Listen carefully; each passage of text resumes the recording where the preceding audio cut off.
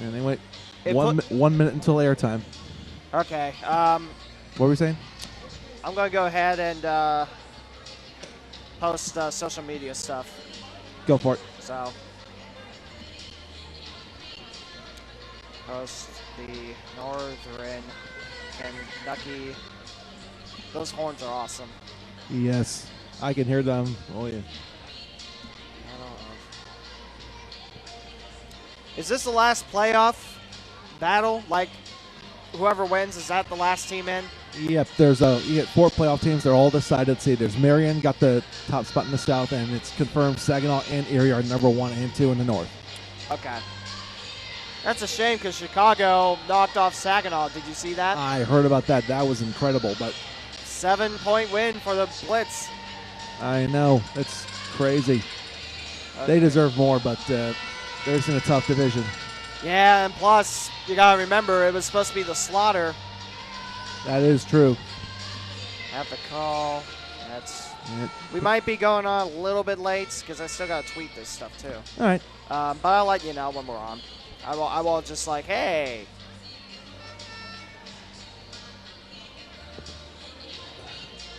Okay. I hate to sound narcissistic, but that banner just looks sweet up there.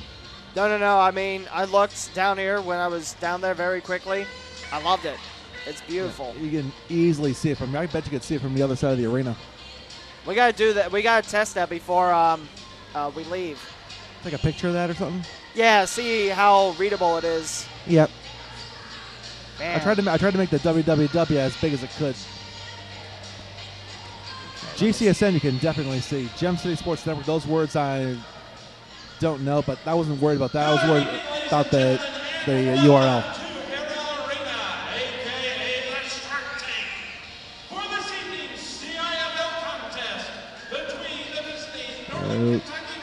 Just let me know when you're ready. Okay. I'm tweeting it.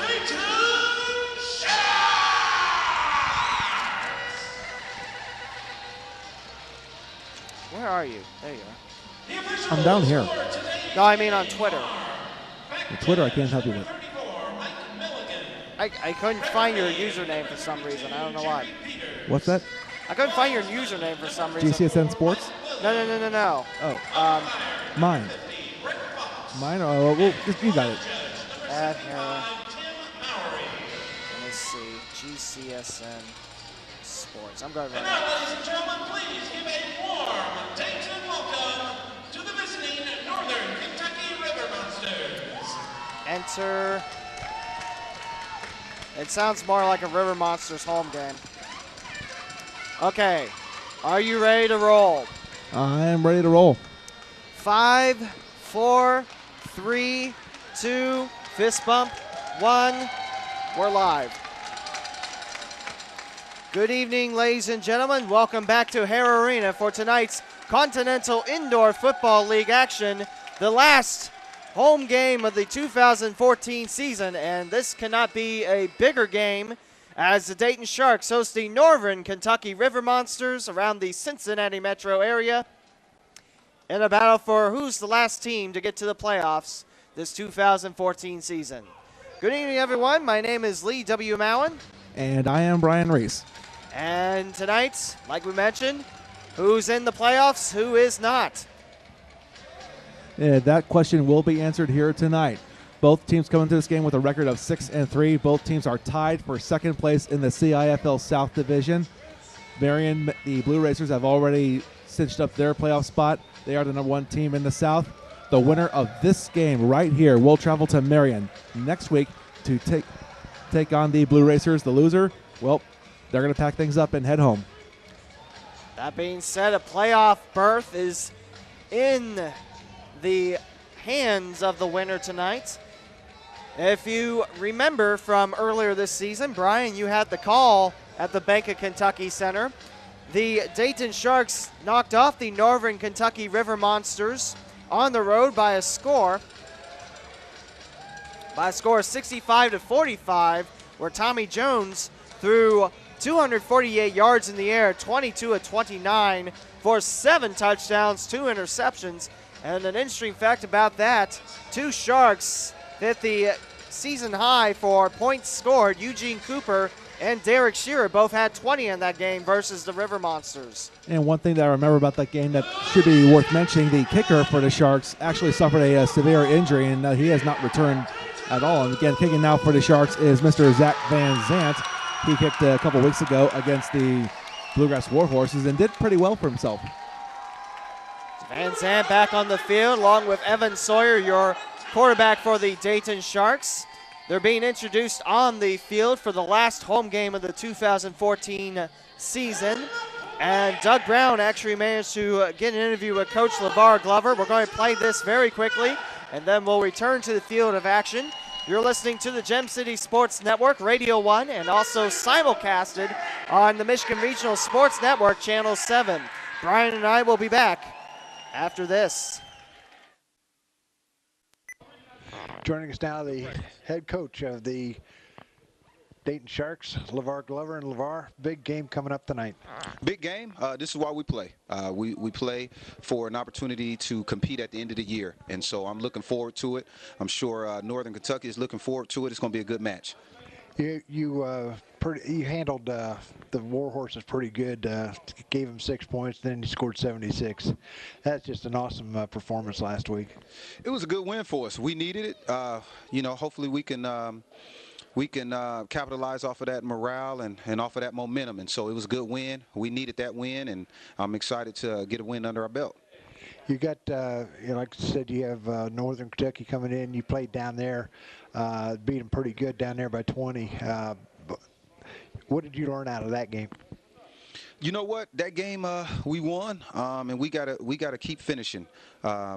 We actually went up by quite a few points, but they came back in the end. And so what I learned from that game is that we got to finish. We got to play to the whistle, play to the end, because they're going to play their hearts out. And but I expect for them to come in here and compete, and things get a little bit different in the playoffs. And so, this is a do or die situation. So we got to come ready to play. Nobody's going to hand us anything. Their last game, they beat a good Chicago team that beat you guys, and they beat them pretty handily. They were up the entire game. Did you get a chance to see that film? Yeah, I did. It was an ugly game. It was a lot of turnovers on Chicago's part, and Northern Kentucky made them pay. But they executed plays, and like I said, they're going to come in here ready to play, and so we got to match the intensity, and we got to be the better team.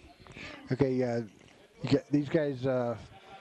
They going to have a good crowd here on tonight, and what can the crowd expect out of this team? I know it's a do or die situation. Is this team really going to come out and be 100%? That's our expectation, and we expect to come out here and give them something to cheer for, and we expect for our guys to come out victorious. And we're going to give it all out on the field, and so we're looking to extend our wins into the playoffs. Okay, you like I said, Northern Kentucky comes in. You beat them down there. They beat Chicago. Chicago beat Saginaw. Surprisingly, last week they beat Saginaw. That was a big surprise. Yeah, it was. Man, this league is it's it's any given Saturday or any given Sunday that a team shows up to play, and so. Like I said, we're not going to take anything for granted. We're not going to take the win that we beat them when we went down there for granted. We're going to come out and do what we know how to do best, and that's play hard. Well, LeVar, good luck tonight, and we will talk to you hopefully at halftime and then after the game. Thanks, Doug. Appreciate it. LeVar Glover, head coach of the Dayton Sharks, and Lee, take it back. It's gonna be a dandy. I hope you got your voice all set up and ready to go, because I tell you what, it's gonna be a high-scoring affair here at Hare Arena. That's right, Doug. It will be a high-scoring affair. It will be a very good football game here at Hare Arena tonight. The Dayton Sharks taking on the Northern Kentucky River Monsters for the final playoff spot of the 2014 season in the CIFL. Brian. You were saying something about it being potentially being a high-scoring game. I'm looking at the average score here. Northern Kentucky averages 39.3 points per game, giving up 34.4. It's a different story for Dayton. They score 43.4 points per game, and they only allow 29.2 points per game. And the last time these two teams played, Dayton again was here 2 weeks ago, taking on the Bluegrass Warhorses. the CTC.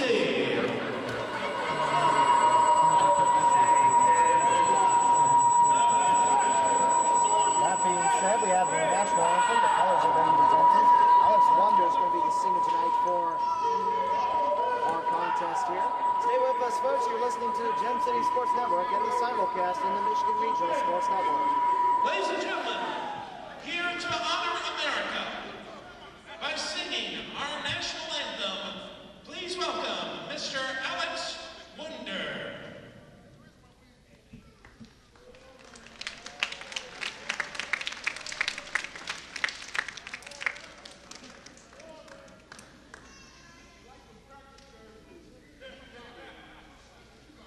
Oh, see, can you see by the dawn's early light what so proudly we hailed at the twilight's last gleaming, whose but stripes and bright stars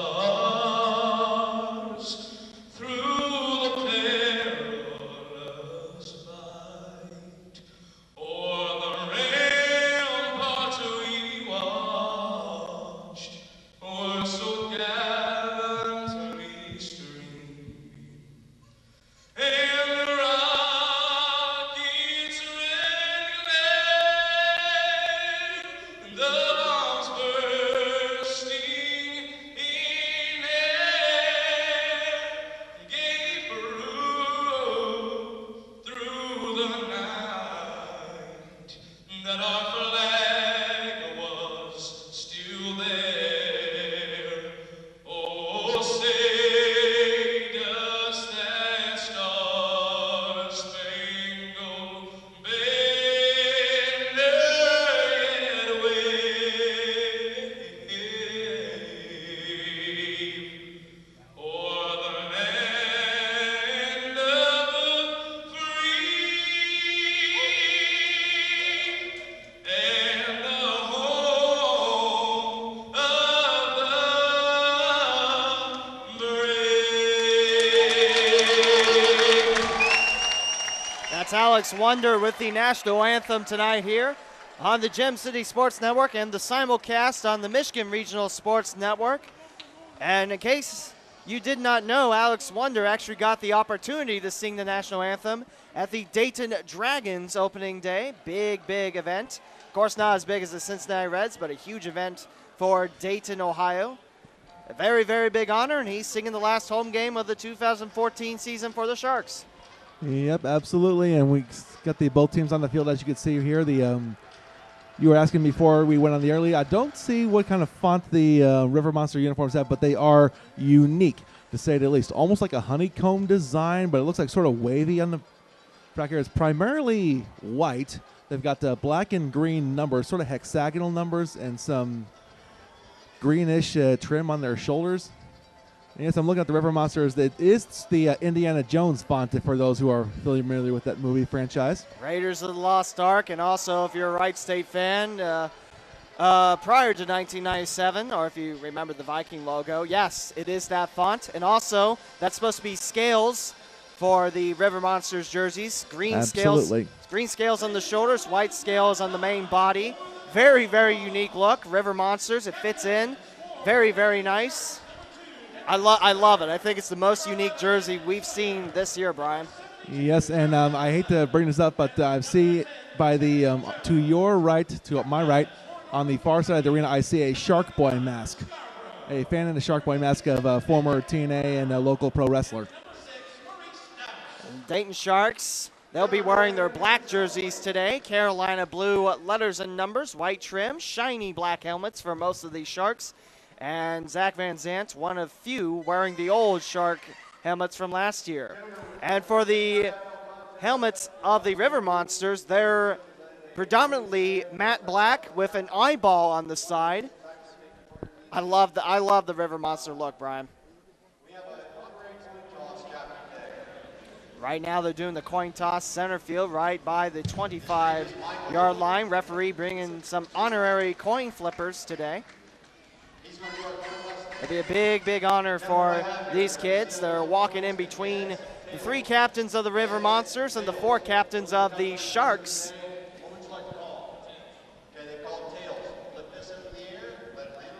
Right now, Northern Kentucky has called tails. The coin has flipped, and it is heads. And Dayton will be kicking away to start our first half here at Hare Arena. The River Monsters will get to return the ball to start today's contest. Brian Reese and I here at Hare Arena for the last home game of the 2014 season for the Dayton Sharks. It will be against the Northern Kentucky River Monsters, looking to extract revenge on their 20-point loss at the Bank of Kentucky Center, just a stone's throw away from Cincinnati, Ohio. Former home of a CIFL team named the Commandos of Cincinnati. Great football program down the Cincinnati Gardens, or was a good football program. They were 3-time champions. Was it 2 times in the CIFL and once in the Ultimate Indoor Football League? Yep, the UIFL was the last championship the Commandos won. They did make the move to the CIFL, but they folded operations just before last season. But I tell you, Brian, even without looking at the playoff indications, this is a good Cinday rivalry, good Southwest Ohio battle. Well, technically they're not in Ohio, they're in Northern Kentucky, but at the same time, you get what I'm saying. Cincinnati area versus Dayton area, you can't beat it.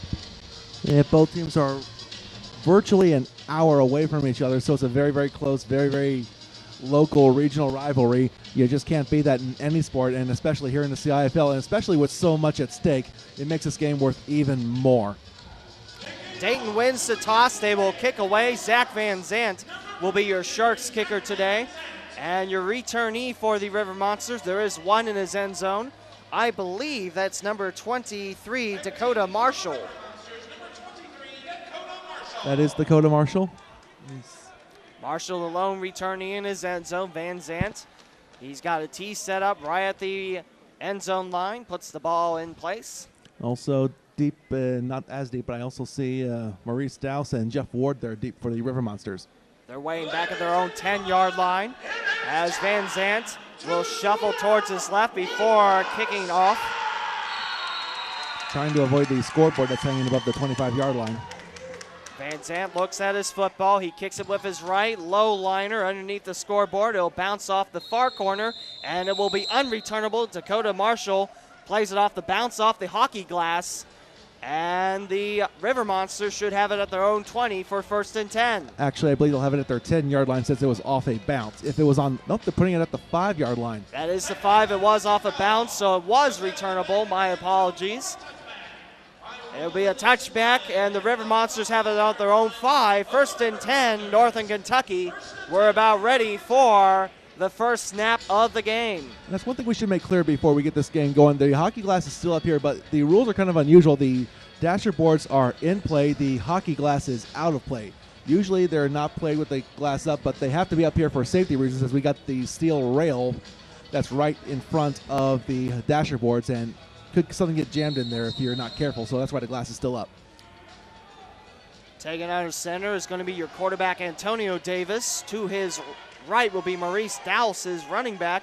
And the man in motion will go to the far end side. Bad snap and taken down in the end zone for his safety is the quarterback, Davis. And just like that, that is 2 points on the board for Dayton. 2-0 Sharks, safety. From my point of view, it looked like the snap just went to the quarterback, Antonio Davis's left there. My right there, it was nowhere near him. I don't know if he was under center or under the shotgun. You had a better view of that than me, Lee. But just a bad snap there, and a bad way to start the game if you're the River Monsters, and a perfect way to start the game if you're a Sharks fan. That was actually Dowse landing on the ball for the River Monsters in his own end zone. Piled by 3 Sharks, and that gives Dayton a 2-0 lead in the first minute of our game. Got to give a little bit of credit to Dowse there, falling on the ball in the end zone there. They only sacrificed 2 points instead of a 6 for a touchdown for the Sharks. So the River Monsters will kick away. We'll see the Dayton offense on the field after this return. We have whistles by the referees. Also, we have the Zebra crew behind you, Brian, in section 24. You were telling me they follow the CIFL, 5 of them with green glowing sunglasses. Very, very, I'm not going to lie to you, Brian. I want a pair of those sunglasses. I would want a pair of those sunglasses too. Those will look good anywhere. Kicking off will be Dustin Zink of the River Monsters. He wears number 13. He'll kick it from the near hand side of the field. Back to return for the Sharks. I believe that's Demetrius McCray, and that is Demetrius McCray, ready for the kickoff. Zink points towards his left, now towards his right. He'll take a deep breath as he runs towards the ball, kicks it low, and it's heading towards McCray. Into his hands, McCray takes it out of his end zone, far hand side. McCray slips on the grass and takes a hit at his own 10-yard line. That was Eric Evans with the finishing blow, and the Sharks have it at their own 10. First and 10 coming up, 13 minutes left to play in the first. 2-0 Sharks. Looks like he slipped on one of the seams in the turf here. I can see some of the turf lifting up off the ground there. There are rolls of turf, if that makes any sense, rolled long ways towards the end zones, and between them is a piece of tape, and underneath that, concrete. So you might have some slippage here and there by both teams. As the Sharks have it at their own 10 to begin their first offensive possession. It is 2-0 Sharks, 12:28 and rolling left to go in the first quarter. Today's quarterback will be Evan Sawyer of the Sharks. He'll send Derek Shearer, who's got 14 touchdowns on the season, far hand side.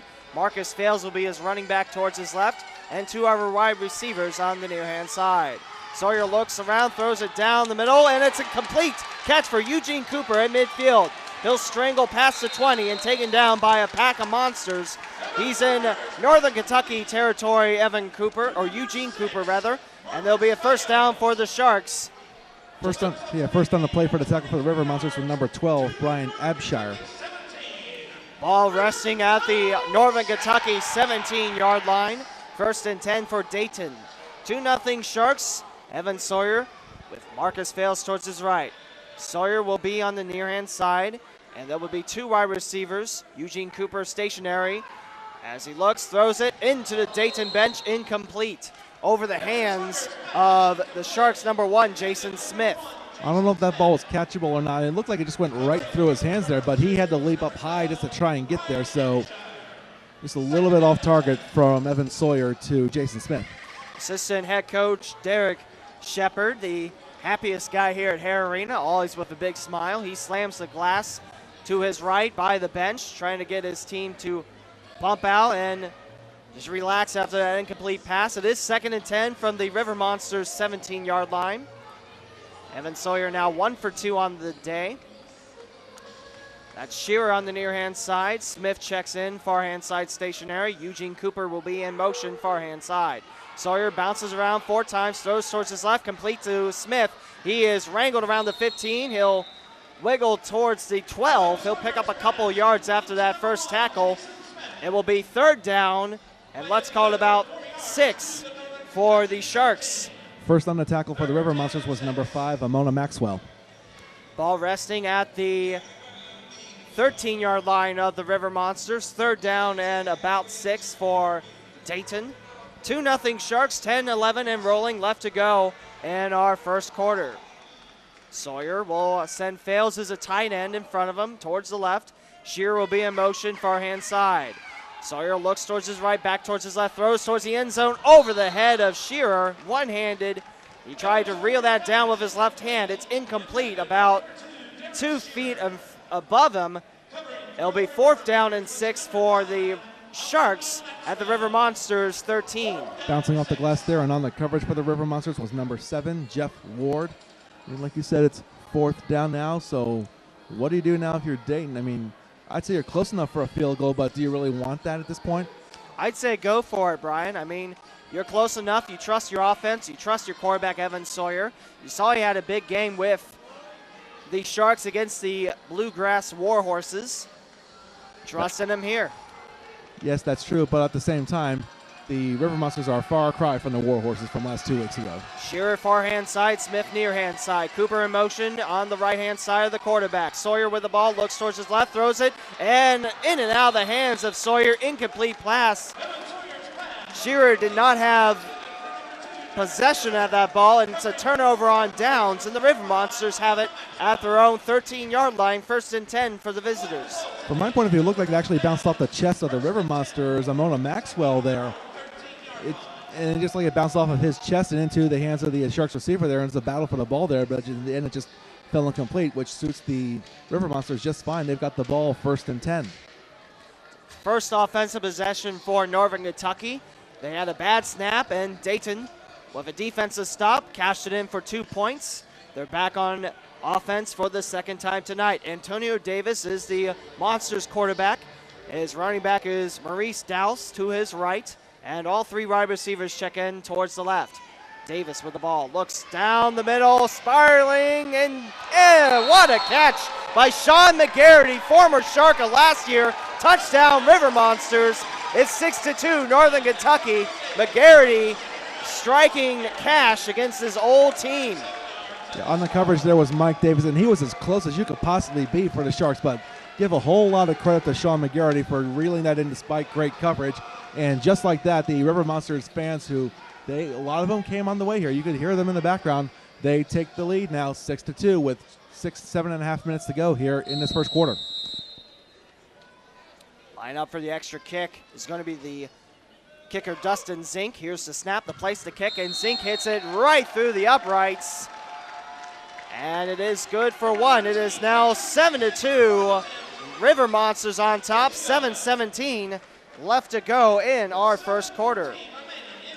Like I mentioned, McGarity, a former Shark from last year. Man, he was impressive to watch on the field, and it shows that he hasn't missed a step since joining this River Monsters club.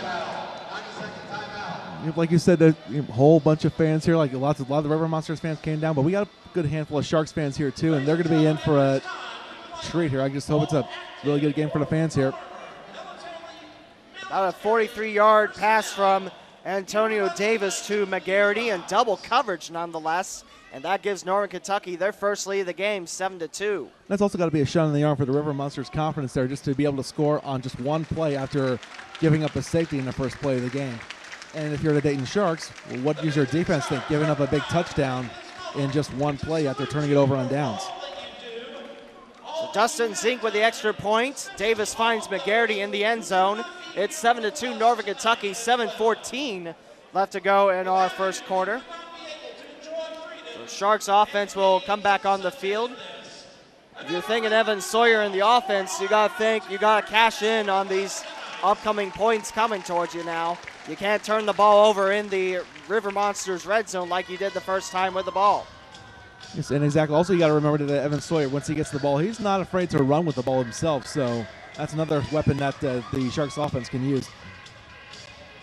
Gem City Sports Network, one of our sponsors is Jamie Day at Better Homes and Gardens Real Estate. Call him at 937-602-2761 or find one of his 4 offices in Beaver Creek, Brookville, Centerville, and Inglewood. Website jamieday.com. Low liner snap towards the far hand side. Picked up on a bounce by McCray. And he'll take a slant to the near hand side. He's got a big hole past midfield into River Monsters territory. He bumps off the kicker into the end zone. Touchdown, Sharks! He was nearly tripped up on the play there by Eric Evans there, but he was able to escape his grasp. And again, just like that, I was just asked a few minutes ago, how do you recover from giving up a big play just like that? That's what you do. Capitalize on special teams. One of the most exciting plays in indoor football is special teams. Something like that just gets the fans right up and it gets the Sharks back up and motivated. 8-7, Dayton your score. 6:37 and rolling left in the first quarter. The Sharks have jumped back on top. Van Zant coming on the field for his first extra point attempt on the night. He did decently in the first the first game back home here 2 weeks ago. In the first half, not so well in the second half. Let's see how he starts here tonight. Here's the snap, the place, the kick. It's up through the uprights it goes, and Van Zant is 1 for 1 to start off tonight's contest. And Dayton jumps back out on 2 points, 9-7 Sharks, 6:12 left to go in our first quarter. And that return by Demetrius McCray, his 10th on the season, and his second touchdown. That's the second return touchdown for the Sharks as well. And he is absolutely an asset for the Sharks on special teams, is Demetrius McCray. And if the Sharks can hold on to this league, he'll be a very important asset if the Sharks can head down to Marion. But it's still very early in this quarter. Nothing is set in stone yet. So lots of great football to play, Brian. And so far, about 8 minutes into the game, what have been your thoughts between the second matchup here between the River Monsters and the Sharks? Well, the only real prolonged drive that we saw was the first drive for the Sharks after they forced the safety. Other from that, it's just been big play after big play. One big play from the River Monsters, then followed by a big special teams play from the Sharks. The Sharks offense, I think they've done okay thus far. We still don't know how the River Monsters are going to do. Just scoring a touchdown off one play, so they're still filling each other out, I think. Van Zant ready to kick away for the third time tonight. 6:12 left to go in the first quarter. Dayton 9, Northern Kentucky 7. A 2-point lead for the home Sharks. Winner gets the last playoff spot in the CIFL 2014 season, and the loser calls it quits until next year. Van Zant lines up far hand side. He'll boogie towards his left. He'll do 3 shuffles. So he's ready to kick this one away. I believe that is return man for the River Monsters in Dakota Marshall. He'll play it on one bounce, and here's his first return. He'll sprint past. He's knocked down right around the 8 and then brought down completely right around the 10. We have a flag flying up on that second hit, knocking Marshall down to the turf. This might have been a shot in the foot on the Sharks' side of the special teams. I think it was Craig Wallace who got the shoved the return man into the boards there, but there's a little bit of extracurricular contact there after the play was over, so let's see what happens.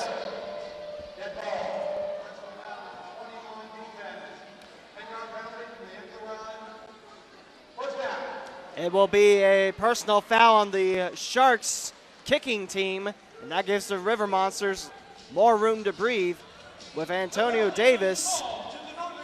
He threw a touchdown pass, one flick, their second offensive possession.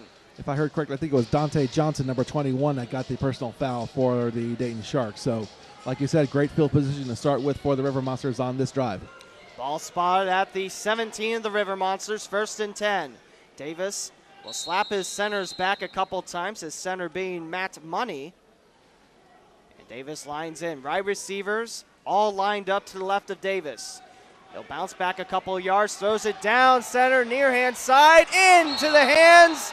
That is a touchdown receiving catch by Willie Eidlet, and Northern Kentucky has jumped back on top. Hold on, there is a flag in the backfield. Let's see what the flag is first. Demetrius McCray on his knees for the Dayton Sharks. He looks a bit shooken up. And it is a hold against the River Monsters. The player is getting up for the Sharks. That's number 7, Demetrius McCray, but it's going to be a hold against the River Monsters, so bring the touchdown back. Antonio Davis looked to go 2 for 2 with 2 touchdowns, but it was not meant to be via an offensive holding call. 1st down and 16 is what the PA announcer says, and the ball will be spotted right around the 12 of the River Monsters. 5:52 remaining in our first quarter. Dayton 9, Northern Kentucky 7. So that would have been a huge shot in the arm for the River Monsters if they could have just, on 2 consecutive plays, just scoring touchdowns on the first play of each drive. That would have been huge for them, but they've got to do it all over again now.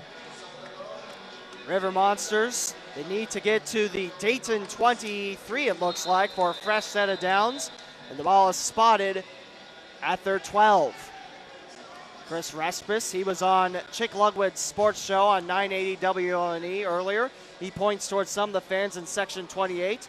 He's always been the type of guy to pump up a fan base no matter what. Very fan-friendly player for the Sharks. Very good guy as well as Davis. He'll get the snap. He sends all 3 wide receivers near hand side, throws this towards his left, and it'll be a few feet in front of Maurice Dowse. Incomplete. 2nd down and about 16 for the River Monsters. Bouncing right at the glass there, just about 5 yards to my left. And on the coverage there was number 12, it looks like. That was Josh Copeland. 2nd down and 16 now as one of the linesmen has to flop the down marker. Northern Kentucky back with the ball. 2nd down and 16 from their own 12. Under 5 to play in our opening quarter, where Dayton leads Northern Kentucky 9-7. Make some noise Antonio Davis now 1 for 2 today with 1 touchdown.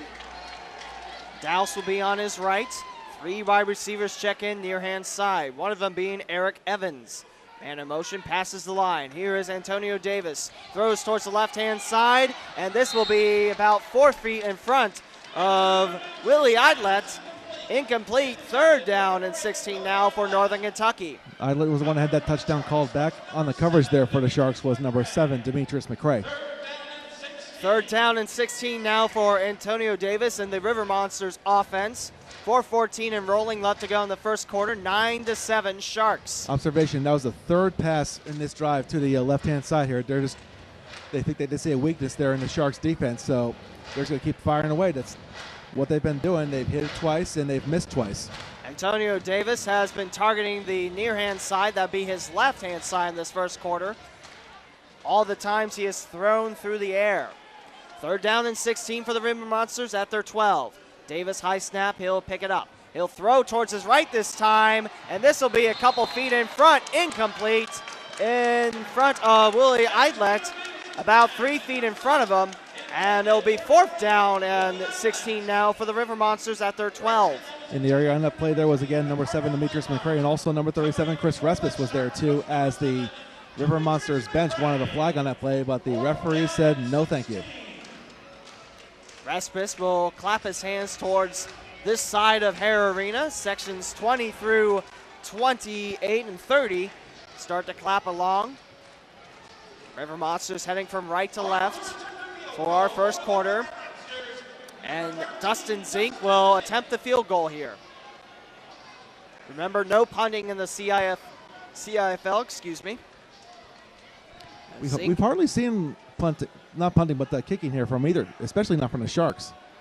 Zink, here's the snap to place the kick, blocked, and it's heading towards McCray. He'll pick it up at his end zone, and he's racing past the 10.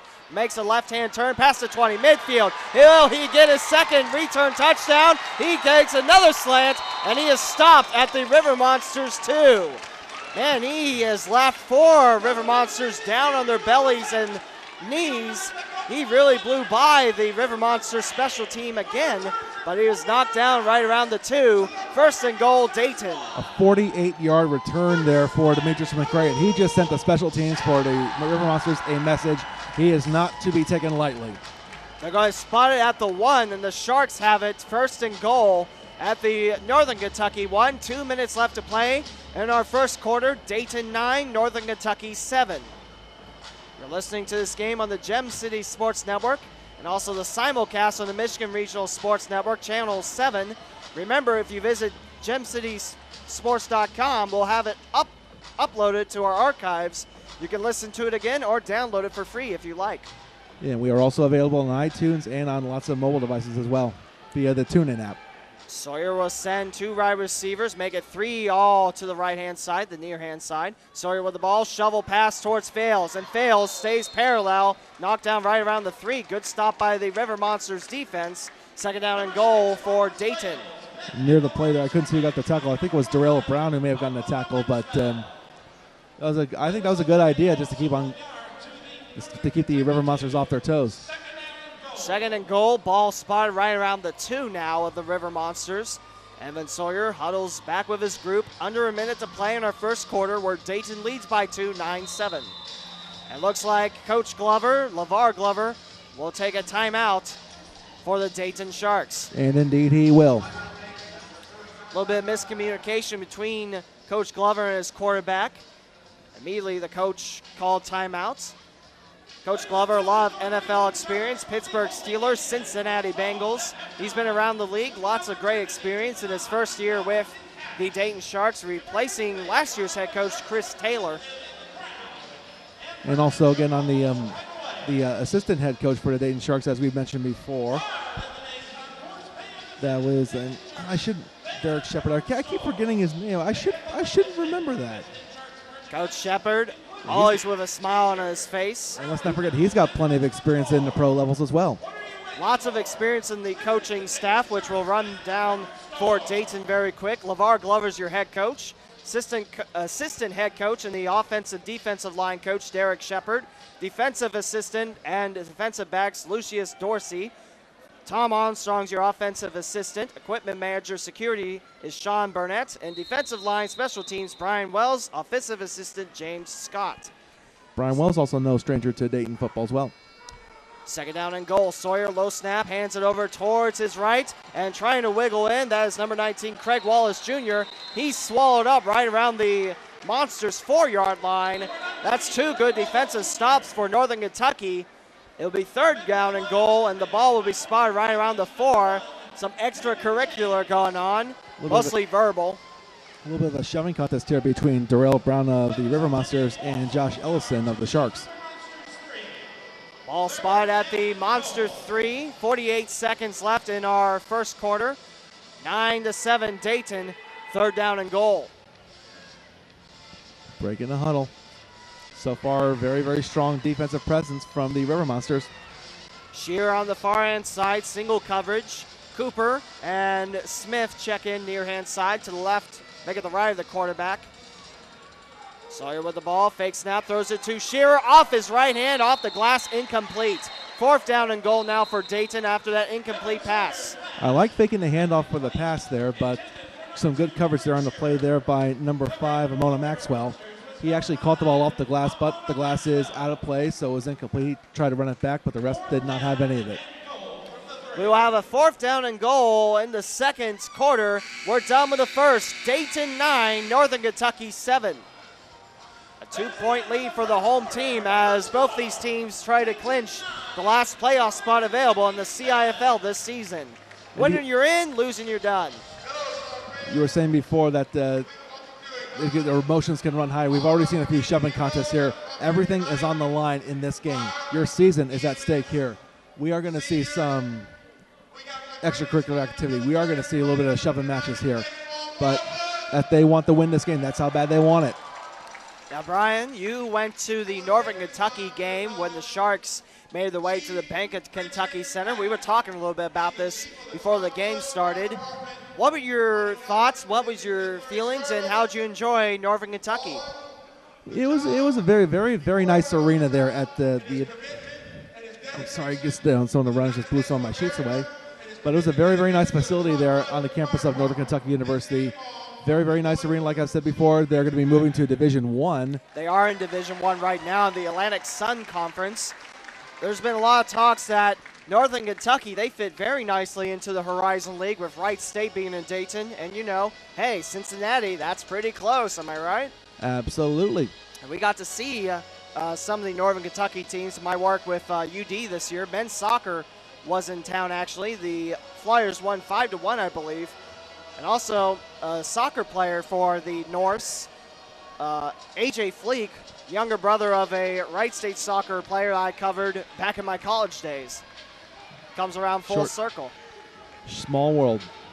The ball spotted at the 4. Fourth down and goal, Dayton. But the referees blow their whistles as they walk towards the Sharks' offensive line. So, Brian, right now, last chance in this possession, fourth down and goal. What do you do here? I'm not sure. The Sharks have tried running it, no good. They tried passing it once, no good. But then again, there's not a whole lot of field to work with here. You can crowd up the end zone quite a bit here, so I don't know what they're going to do. Sawyer, near hand side, 3 wide receivers away. He'll crowd left, throws left, in and out of the hands, and it's an interception. Coming back with it is Jeff Ward. Ward will take it back to the house. He slammed in the end zone. Touchdown, Northern Kentucky. Almost shoving him into the boards there right in front of me was number 91, Corey Chappell there, but it was not meant to be. Another 6 points on the board for the River Monsters. Jeff Ward, big, big play on defense, and that's the second big stop by the River Monsters defense tonight. And no, they're spotting it at the 2-yard line. I thought for certain he crossed that plane, but the refs say nope. They have a better view than I do. I'm up here in the press row. They're right where the action is. So it's first and nope. Return does count. Why did I think it didn't, Brian? I don't know. I don't know. The score wasn't on. Zink kicks it up, and he nearly hits the right post, but he gets the extra point through. It's now 14-9, Northern Kentucky on top with 14:05 left to go in the second quarter. Yep, and just like that, on the fourth down, they were able to turn it around, and now Northern Kentucky's got the momentum. I think it's going to be a back-and-forth game pretty much all day. As this broadcaster like to put his opinion in, I certainly hope so. It's been an exciting game thus far. As that interception returned by Jeff Ward, we go through the Northern Kentucky stats. 14-9 River Monsters, 14:05 left to go in the first half. For interceptions, as Jeff Ward's first and the team's second touchdown on a return. Zink now 2 for 2 on extra points. As we're about ready for the kickoff, Zink places it. It's also 2 touchdowns on 2 big plays there for the River Monsters, 1 on offense and 1 on defense on 40-plus yard returns and plays. Demetrius McCray set to return it back in his own end zone. River Monsters left to right, Dayton heading from right to left. Zink low liner, it'll bounce on the 10, off the glass, and it is not returnable, but it will be placed right around the bounce on the glass. It'll be 1st and 10 for the Sharks coming up. Looks like it's going to be at the 5-yard line, which looks about right. That was where the ball smashed against the glass. So 1st and 10 from the Sharks 5. McCray cannot return this one. 2 big returns for McCray, 1 for a touchdown. 1 puts the Sharks in the red zone, but the Sharks turn it over on 4th down on a return from an interception for 6 points. 14-9 River Monsters, 14:05 left to go in our first half. Eric Sawyer back on the field. He'll send Derek Shearer to the near-hand side. Eugene Cooper and Jason Smith will take to the right-hand side of the quarterback. I don't think the Dayton Sharks can afford another 1st and goal. They got to score on some big plays, 1 or 2 or 3 plays. Sawyer will lean in. Marcus Fales is running back towards his left. Shearer will be in motion near-hand side. Hand off to Fales. He'll dribble past the 5, taken down by a pack of River Monsters. And he'll pick up about 1 yard on the play. And we have a flag flying up. This might be another late personal foul. I think it's going to be against the Sharks. I think it was number 58, Kevin Moore, was shoved number 52, Rico Middlebrooks, down to the ground there. Middlebrooks on last year's Shark team, and I believe my correction, it's number 72, Josh Ellison, that had the shove there against the River Monsters.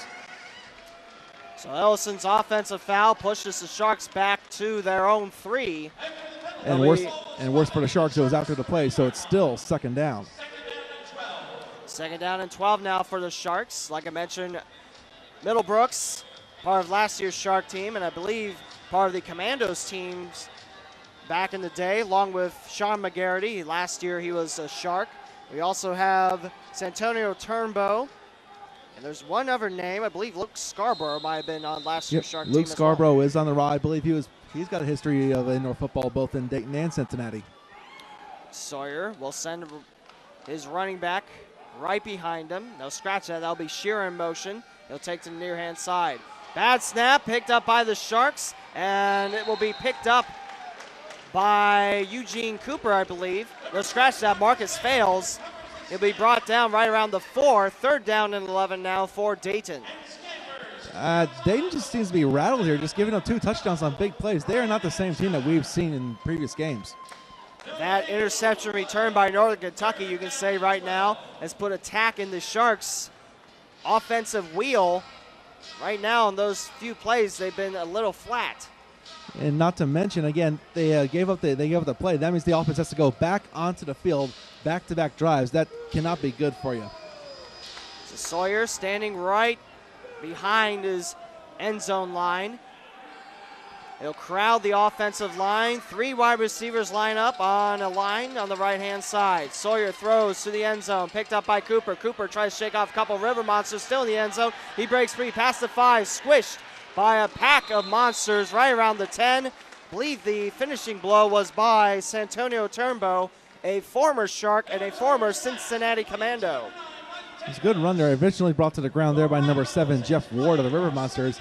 Got it all the way to the 10-yard line, but still a few yards short of a 1st down. So it's going to be 4th down now. Van Zandt on the field. They'll scratch that. That's going to be Marwan O'Day on the field. Is And he Van Zant is actually on the field. My apologies. Yes, he is on the field there. And Yep. there's no way he's going to go for a field goal. Just more or less sort of a de facto punt. Van Zant leans on his left shoulder, Eugene Cooper. Van Zant will line up this kick. 11:50 and rolling left to go in the second quarter. Dayton trails Northern Kentucky. River Monsters on top, 14-9. I would not be shocked to see a fake here. Van Zant, he's got the space, and he'll kick it away towards the end zone, picked up by Jeff Ward. He took that interception in for 6 points. He'll skittle around, now takes the far hand side. Lots of open room. Van Zant's coming in. He'll look to finish Ward off, and he will finish Ward off at the Sharks' 10-yard line. First and goal, River Monsters. Got to give a lot of credit on that play there for the River Monsters to Rico Middlebrooks, who laid in a heavy block to allow him to get that far onto the field. An excellent scoring position, first and goal for the River Monsters on about, I'd say, their 9-yard line with about 11 minutes to go here in the second. The River Monster fans coming from around the Cincinnati area. They're donning neon green, just like the players' neon green socks and shoes. See a whole big contingent of neon green fans in section 23 right in front of me. Nice turnout of visiting fans as they're making a lot of noise. As Antonio Davis returns to the field, he'll have his running back Maurice Douse towards his left. 2 wide receivers line up. And in motion will be Lenhart on the near hand side. Here's a run by Douse. He finds Pater. Touchdown, River Monsters. Douse runs it in from the 9 for 6. It's 20-9. Northern Kentucky, 10-22 and rolling left to go, first half. Close handoff from Antonio Davis to Maurice Douse. Went around several Sharks defenders and into the end zone. And it is now an 11-point game for the River Monsters. They are in the driver's seat right now with just over 10 minutes to go. Dustin Zink will come back on the field to kick this extra point. Right now it's 20-9. River Monsters on top. The holder will be number 9 in Sean McGarity. He had the first touchdown of the game. Here's the snap, the place to kick. It's up through the uprights, and Zink is 3 for 3 today. 21-9, Northern Kentucky. 9:44 left in our first half. Sharks have got to do something on offense to get into this game, back into this game here. They've had very, very little luck against the Northern Kentucky River Monster defense. Brian, may I introduce you to one of our sponsors in jjhuddle.com? Go for it. It is Ohio's original high school sports website and favorite online community. They invite you to check out their overhaul done for the previous football season. Highlights include tablet and mobile-friendly designs, customized homepages, new forums, completely free content, mobile alerts, and statewide real-time scoreboards for football and basketball. Also new to jjhuddle.com is school-specific pages complete with scores, local news, and Twitter feeds. If it's happened, it's here. A 24-hour specialized news stream covering your favorite communities and schools. Same brand, brand new experience at the new jjhuddle.com. Great friends of ours here at the Gem City Sports Network. Here we go. 9:44 left to go in the first half. 21-9 River Monsters. Low kick, bounces once, and it'll make its way to McCray on the near hand side. McCray past the 15, past the 20. He fumbles the ball. Loose ball picked up right at the kneecap of a River Monster, and it looks like Northern Kentucky has taken the ball away from the Sharks. That was Eric Evans coming away with the loose ball. Actually, correction, it is Amona Maxwell who came out away with the ball. I saw him lose the ball a little bit, and it just looked like when McCray was running the ball, someone just slammed into him and just popped right out of his arms there. So another shot in the arm for the River Monsters, and another question mark for the Dayton Sharks going into this must-win game. 21-9 Northern Kentucky, 9:03 and rolling left to go in our second quarter. Ball spotted behind the Sharks 20-yard line. River Monsters on some momentum here. The last 2 plays have been scoring for Northern Kentucky. A wide receiver lines up on the near and far hand side. Man in motion will take to the near hand side. Davis looks towards his right, throws down the middle, and it's incomplete, about a foot or two away from the intended receiver, number 9, Sean McGarity. Something just occurred to me about this play here. This is the first time the River Monsters have actually had to play from towards the middle of the field. Their previous scoring drives were from either deep in their own territory or just within 5 yards of them. Also, the River Monsters, they've been heavy on attacking the sides of the Sharks' defense. Once they put on 6 points against the Sharks' defense, the other times, Dayton has been able to stop them. Antonio Davis back under center, talks to Willie Eidlet. He'll be in motion on the right-hand side of the quarterback. Stationary wide receivers, left and right. Davis sends a man in motion, high snap. He'll pick it up behind midfield. He'll take off. He's past the 10, slides right at his Shark defender. He's in the red zone, 1st and goal, Northern Kentucky. Man, that was some impressive speed by Antonio Davis. Yeah, I could see it right away. He had a gaping hole there to his right side, and he just took it. There was nobody there to stop him, and very smartly slid right about the 10 or 9 yard line. So it looks like it is 1st and goal for the River Monsters with 7:23 to go here in the second. 21-9 visitors, Northern Kentucky. The winner goes to the playoffs and the loser goes home. Some Northern Kentucky fans with specialized horns, making them sound like monsters of some sorts, hence the name River Monsters, of course. Davis, empty backfield, sends 2 wide receivers stationary to his left, man in motion, far right-hand side. Off the hands of Eidlet, and it will bounce harmlessly on the turf, incomplete. Yep, right off his hands. I don't think if he had turned maybe just a split second sooner, he would have been able to pull that in and get the 6 points. But as it was, it went off his fingers, off the glass, and it's 2nd down now. 2nd and goal from the Sharks, 9 for Northern Kentucky. They lead 21-9 here at Hara Arena. The Sharks, their last scoring play came with 6:12 left in the first quarter. It was a return by Demetrius McCrae. Since then, it's been all River Monster ball. Davis will send all 3 wide receivers to his left. His running back will be to his right-hand side, Maurice Dowse, and he'll switch sides. Man in motion would be Ricardo Lenhart. Davis throws it down the middle. Complete catch for Maurice Dowse. He's brought down right around the 5. That's a pickup of 4 for the River Monsters.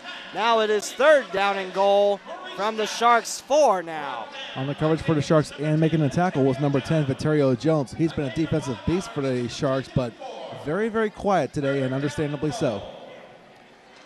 Now 3rd down and goal from the Dayton 4. The River Monsters looking to pour on some more on their 21-9 lead. 5:39 and rolling left to go in the second quarter. The stop here by the Sharks would give them a big shot in the arm, but they got to do it. Ricardo Lenhart checks in on the far-hand side. He'll be in motion. 5 members on the offensive line now, both of them acting as tight ends. Davis, he'll take the ball. He gets hit by a Shark, bounces around the 3, and knocked down right by the down marker by a Dayton Shark. That was number 12, Josh Copeland there with the tackle there. A touchdown saving tackle right into the boards. And you've got a better angle than I do about where the ball could be spotted. It looks like maybe the 2 or 3. They're going to put it back at the 4-yard line so it gets back to the original line of scrimmage. Under 5 in the second quarter to play, 21-9 River Monsters. It does not look like the River Monsters are going to go for the field goal. They're content to go for the end zone and try and get 6. And why not, Brian? Their offense has been clicking very well today. Davis will send Ricardo Lenhart in motion again towards his left. Lenhart past the line. Here's the high snap, and we have a flag flying in. Looks like Lenhart beat the snap. Yes, it's going to be a false start. It will be a false start against the River Monsters, pushing them back 5. They're back at the Dayton 9. It is 4th down and goal for the River Monsters. And we got a few subs coming in here for the River Monsters. I don't know if that means they're going to kick it or they're going to just a personnel change. Looks like it is Dustin Zink coming on the field for the River Monsters. And indeed, Zink is back on. Again, the Sharks got to watch for a fake, though. Yeah, I would expect to see a whole lot more of that at this level of football. 6 men right around the offensive line. 1 will be the kicker protector. Here's the snap, the place to kick. Zink kicks it, and it bounces in for 3. But wait, there's a yellow napkin on the field right around the Sharks' 8. So right now, there is a flag on the field there, and the officials are talking it over. I was not at a good angle to see what could have happened, but they're talking it over. Right now, the field goal is good. It looked like it was just inside the posts on the right post. Here's the call. Number 55, penalty results in round 9 goes down. And scratch that, the field goal does not count. The field goal is no good. It'll be first down for the River Monsters back at the Dayton 4. I couldn't tell. I couldn't hear what the penalty was. Could you hear it all? I believe it's defensive false start on Demekus Brown. I don't get the automatic first down. I would understand moving the ball closer, maybe 4 or 5 yards, but I don't understand that at all. First and goal from the Sharks 4 for the River Monsters. Under 4 to play in the second. 21-9, Northern Kentucky. Regardless, though, it's a real tough road to hoe for the Sharks now. 4 plays now. They got to stop the River Monsters from getting into the end zone. And this could very well be the last. Well, I shouldn't really say that. We take a lot of time off the clock here. Make things tough for the Sharks.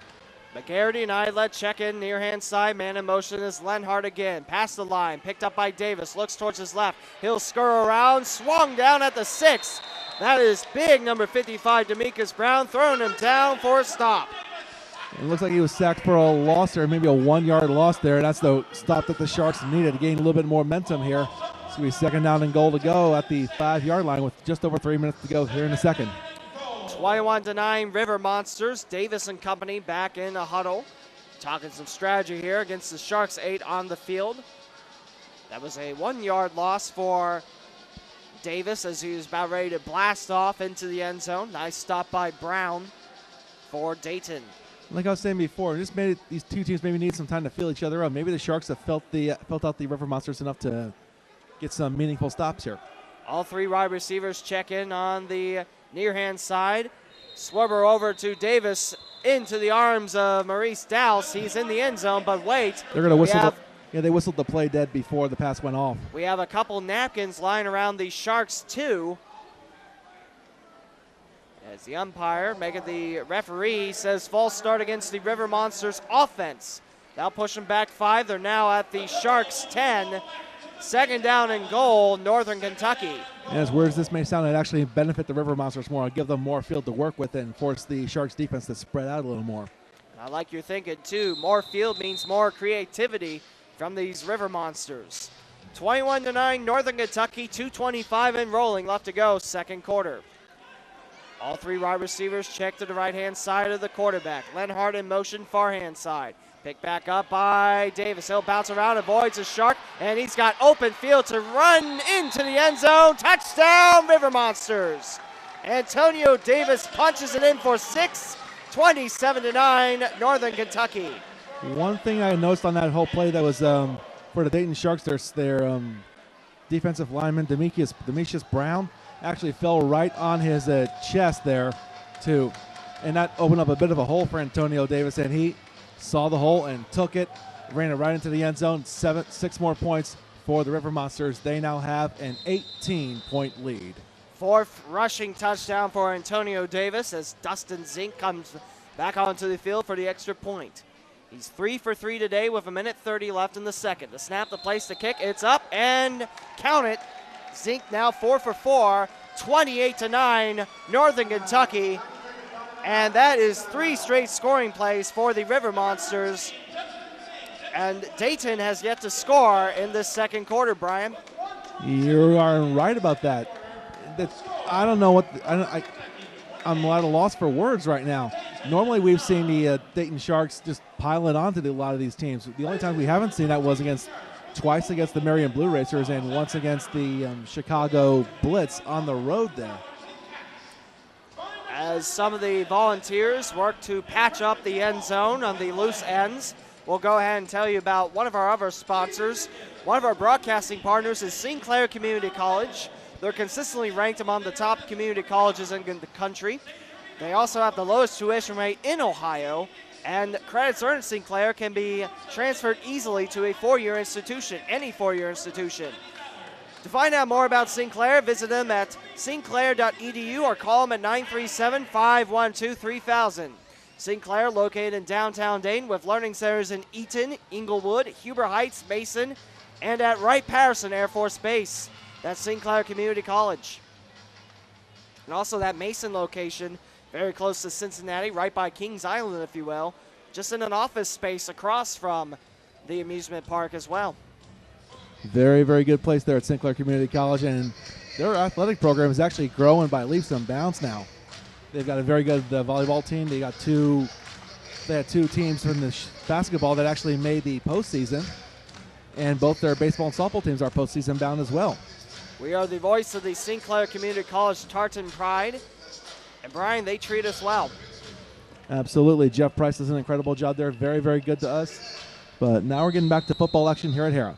Zink ready to kick this away for the River Monsters. It's 28-9, Northern Kentucky, 127. Kick is high, heading towards section 27. Look out. And that is a free souvenir from a fan ripping it out. A young fan's reach. Free ball for him. Absolutely, and a gift, if you will, for the Dayton Sharks as well. The ball going out of bounds, and they're going to spot it, if I'm right, at the 20-yard line of the Sharks. Good field position for them to start this drive and a chance to get on the board for the first time in this half. In this quarter, I should say. Dayton led 9-7 after a quarter, but now they trail 28-9 to the guests, the Northern Kentucky River Monsters, led by head coach Mike Goodpasser and assistants Kyle Hogan, Tom Posey, and Greg Ulasovitz. They're looking to get into the playoffs. 1:27 left in the second. Sawyer will set up a wide receiver line to his left. Fales is to his right. And the man in motion circling around will be Eugene Cooper. Sawyer with the ball, looks towards his left, throws it, and he makes the complete catch to Derek Shearer at midfield. Shearer will pick up about 2 yards on that tackle. That tackle by Northern Kentucky's Brian Abshire. Second down and about 4 now for Dayton. Also on the play there for that tackle was number 5, Amona Maxwell. He's been very active on the River Monsters defense as well. So Dayton heads to the line. We have the 1-minute warning right now.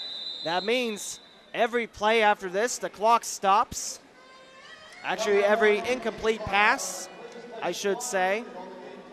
Yep, 1-minute rules are in effect. Like you just said, a lot can happen in this 1 minute of play with a very, very short field, a lot of long plays. Lots can happen in this 1 minute, which is why it's one of the most exciting minutes in all of sports. Ball spot at the River Monsters 23-yard line. The Sharks have it. They have second down and 4.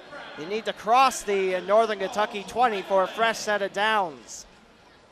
And I think they got a little bit of momentum right now. Their defense in that last series, they did allow the 7, but they had a lot more stops, and Northern Kentucky had to work to get that last touchdown. So I don't know how that will transfer to the offense, but they've really got to get things going. They got to figure out a way to beat this River Monsters defense. No points at all in the second quarter. 1 minute left in our first half, where Northern Kentucky has stormed out to a 28-9 lead thanks to 3 scores in the second quarter. An interception return for Jeff Ward, a 9-yard run for Maurice Dowse, and a 10-yard run for the quarterback Antonio Davis. Here we go, back to action here.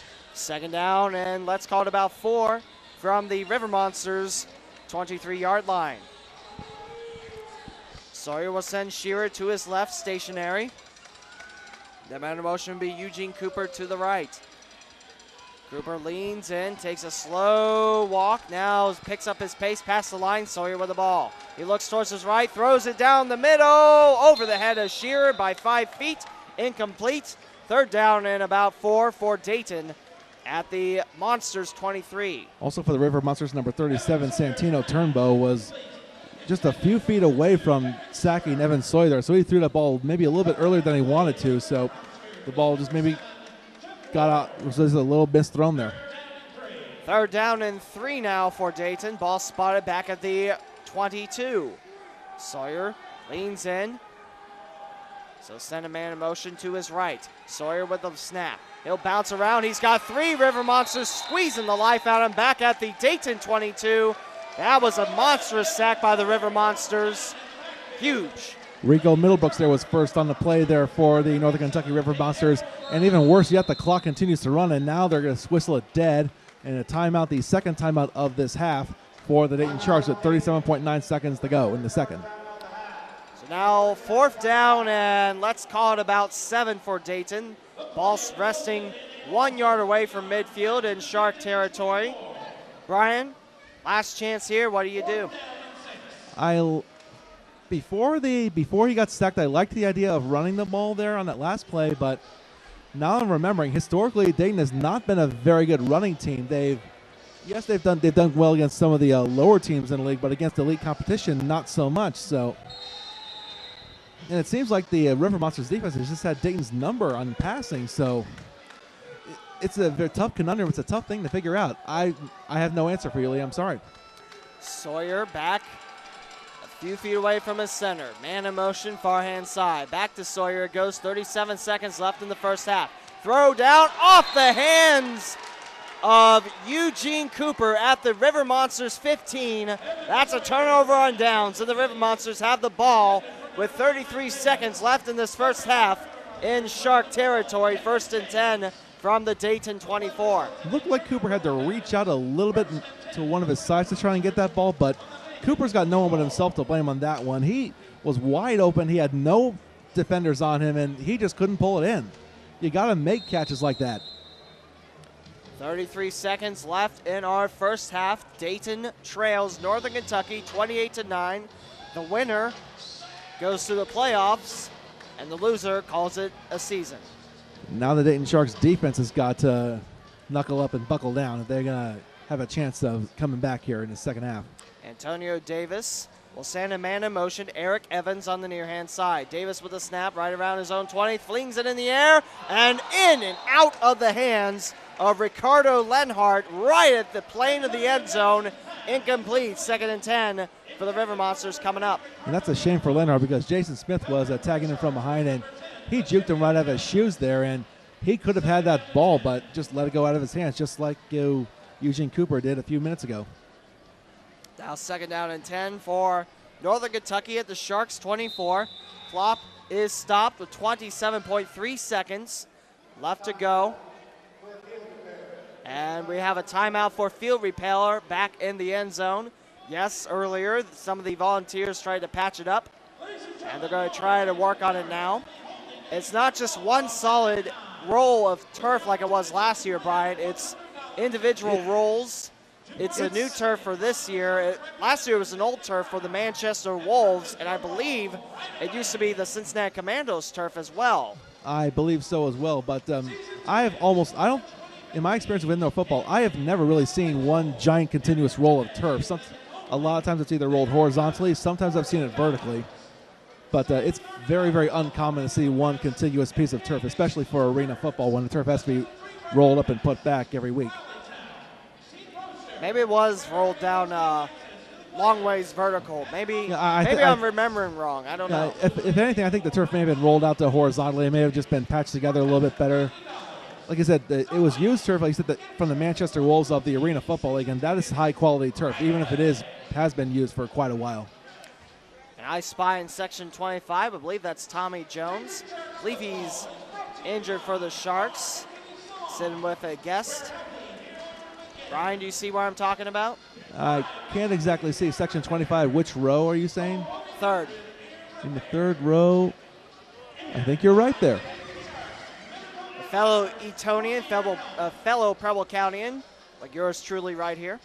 He was listed on our roster here, but he's not playing today.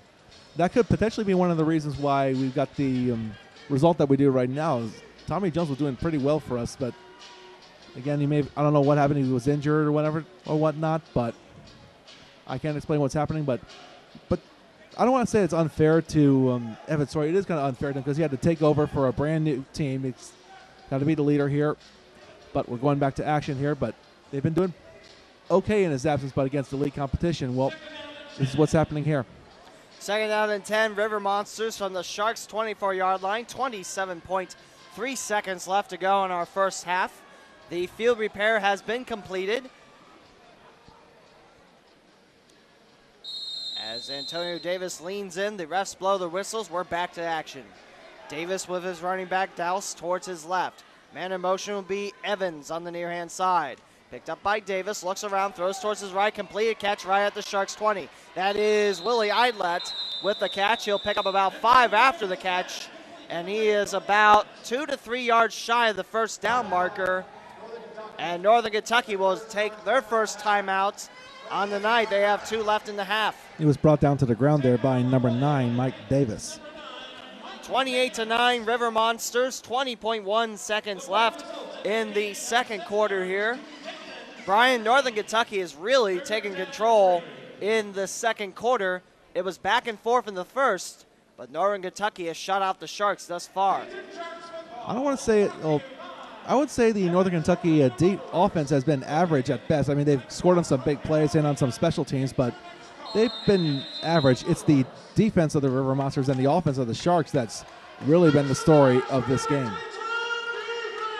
Davis will lead his team up to the line. 3rd down and about 3 from the Sharks' 17-yard line. Evans back in motion near hand side. There is Davis with the ball midfield. Flings it down the middle. Completed catch in the red zone. 5 Sharks surround the wide receiver, Ricardo Lenhart. A big catch right around his heart. And Northern Kentucky has it back in the red zone. And Northern Kentucky takes their second timeout. They'll stop the clock at 12.8 left in the first half. 28-9 Monsters. Great job by Antonio Davis there to recognize that Linehart was open just a few yards away from the end zone and speeding to make that tackle there. First to the tackle was number 10, Viterio Jones of the Sharks there, but more good field position for the River Monsters. 1st and goal in the red zone, if you will. Ball spot right around the 2-yard line of the Sharks, as I believe that is Mike Goodpasser talking with his team, the head coach. I believe, no, actually. It could be Kyle Hogan. I don't think that is Goodpasser. No, it's not. One of the assistant coaches talking with the team. As Antonio Davis gets to play. To his right will be Clay Cunningham, an offensive lineman, 1 of 3 that's been manning the line thus far. They've done a nice job keeping Davis protected in the pocket. As Lenhart will take the far side of the field, he'll be in motion as he's camped right around the 12-yard line of the Sharks. Ball spot of the 2, 1st and goal. Lenhart, a fake handoff thrown in the end zone, touchdown! River Monsters, I believe that was Clay Cunningham coming up with a touchdown reception. Hold your horses. We got a napkin on the field. I think it's going to be against the defense, but let's find out to be sure, because I saw a little grabbing of the jersey from one of the Sharks players on that play there. 7.9 seconds left. Looked like the River Monsters are celebrating. Here's the ref's call.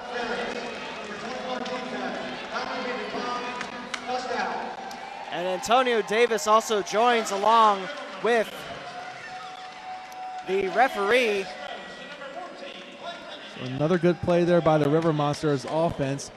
Once again, the Dayton Sharks does not have any answers for them. They haven't had any answers on defense or offense at all this game, allowing 34 points in the second half. That's well above the average. So Davis finds Cunningham for a couple yards as Zink is wide to the right. He is now 4 for 5. It is a 34-9 River Monsters lead with 7.9 seconds left in the first half. I would not be one of the Dayton Sharks going into that locker room at halftime down by the deficit that they are right now. Over 20 points and a very, very lackluster performance on both ends of the field in the second quarter there. All the scores thus far have been Northern Kentucky. That's 4 scores. 1 on an interception return by Jeff Ward. 1 on a 9-yard run by Maurice Dowse. 1 on a 10-yard run by Antonio Davis. And Davis, with his second passing touchdown tonight, finds Cunningham in the end zone. That is why the River Monsters lead 34-9 with 7.9 left in our first half. Another thing that just occurred to me. The Dayton Sharks offense has not scored 1 point this game. The first 2 points were scored by the defense on a safety, and the ensuing touchdown was scored on special teams. The Dayton Sharks offense has 0 points this game. As Zink, he missed his first extra point. Ready to kick off high in the air. This one heading towards the stands. Look out, top row 27. And some fans will wrestle for a free football. 3 fans trying to wrestle each other in that row. And a guy in a striped blue shirt, he's looking to wrangle against another fan. Those are valuable footballs, actually. I believe a value of around 30 to 40 bucks. And the guy in the striped shirt pulls away with it. That is the standard fare for indoor grade footballs here. And they're going to spot the ball at midfield. And that's probably the best thing that could have happened for the Sharks. They get good field position and no time went off the clock. So I would say they got maybe 2 plays, maybe 3 if they really, really hurry to find the end zone and come out with some points on the board in this second quarter. Sawyer lines up all 3 wide receivers on the far-hand side. His running back, Marcus Fales, is to his left. 1st and 10, Dayton from midfield. Man in motion is Eugene Cooper. Sawyer with the ball, looks towards his right. 2 River Monsters approaching. Throw by Sawyer on the near-hand side. He won't find anyone. It's down the turf, incomplete. And there's 2.3 seconds on the clock there. He was well out of the pocket there, so no intentional grounding, but they've got time for just 1 more play left. 25 yards to the end zone. That's got to be what they're going to go for, and Northern Kentucky's going to know that. Coach Glover, very animated, very angry on the far-hand side, right by the Dayton bench. By contrast, Coach Goodpaster, who is on the near side here, directly to my right, he's as calm, cool, and collected as I've ever seen him. 2nd down and 10 from midfield for the Dayton Sharks.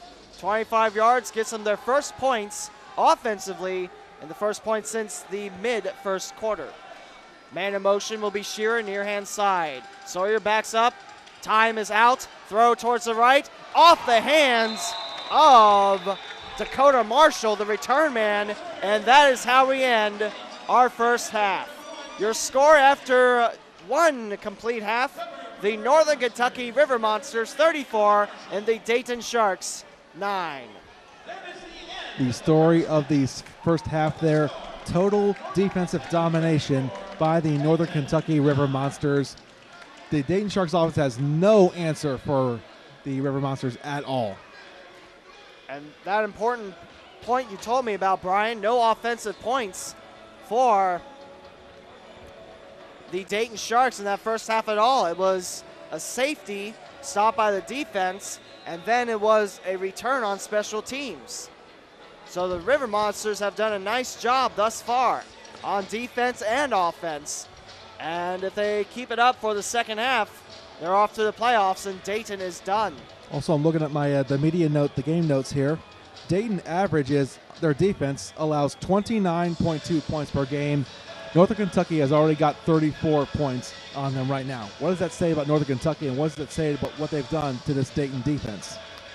They're really looking forward to bashing the Sharks after that 20-point loss they suffered at home.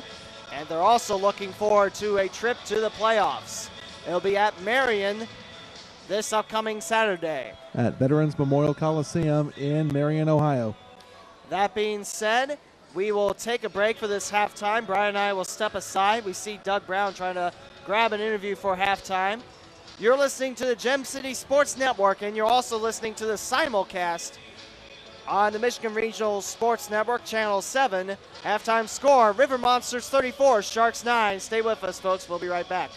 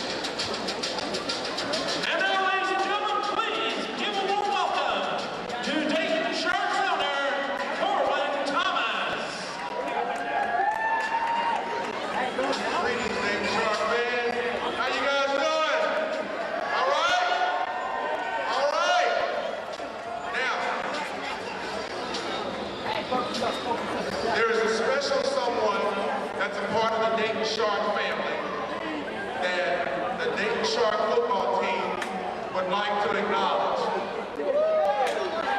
His name is John Hill. John, come on down. Come on down here, John.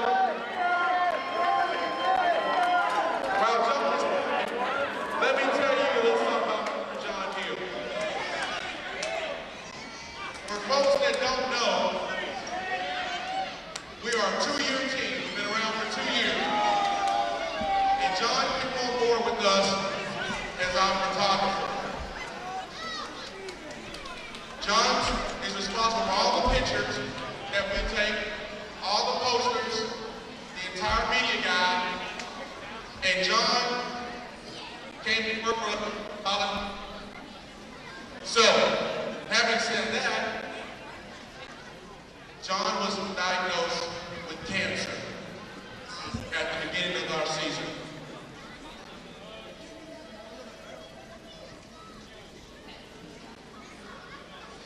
John wanted to be with our team from the very beginning, but he couldn't. This is the first game that John has been able to come to tonight.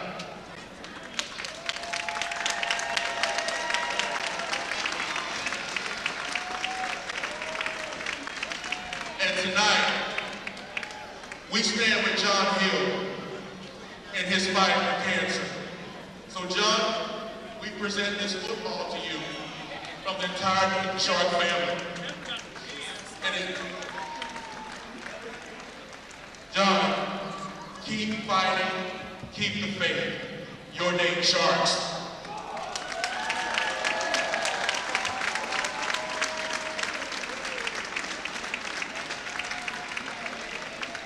Thank you, John.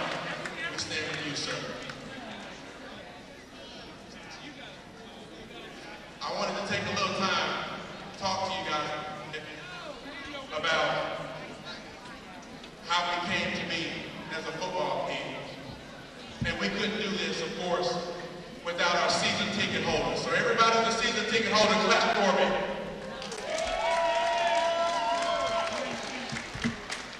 Without you,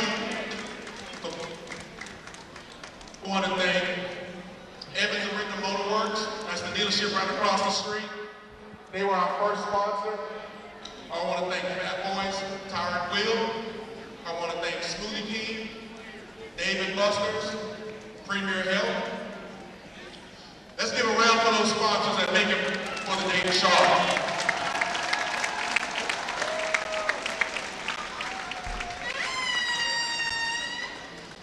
Now, I don't know how many of you have seen the We Are Dayton campaign. It's called We Are Dayton. That's on our Facebook page. And so that We Are Dayton campaign basically brings all of the communities. We're not Trotwood, we're not Kettering, Beaver Creek, Mammiesburg. We're Dayton together. We stand together, am I right? We're not segregated, we do it together, man. This is your team. These guys are playing their hearts out. We're a second-year team, and we want to make sure that fans, the best on planet Earth, and we're going to be committed to giving you that, okay? But in order for us to do that, we need a little help, as you can see, okay? So our players are playing their hearts out. We need to have some assets, some better things, better field, better everything. But we can't do anything without you guys. And sometimes people wonder how many people went to the court. What's important is that you're here tonight. You're supporting your Dayton Sharks. I don't care what the score is. This is your team. And we are Dayton together, am I right? So we stand proud. We stand poised, resilient, and we stand together.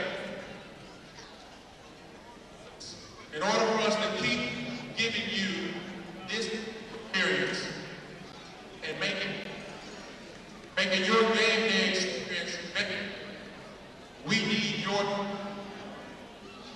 You guys see the 2015 season ticket flyers here? One of these?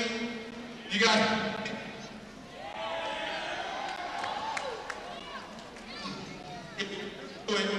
If we're going to do it big,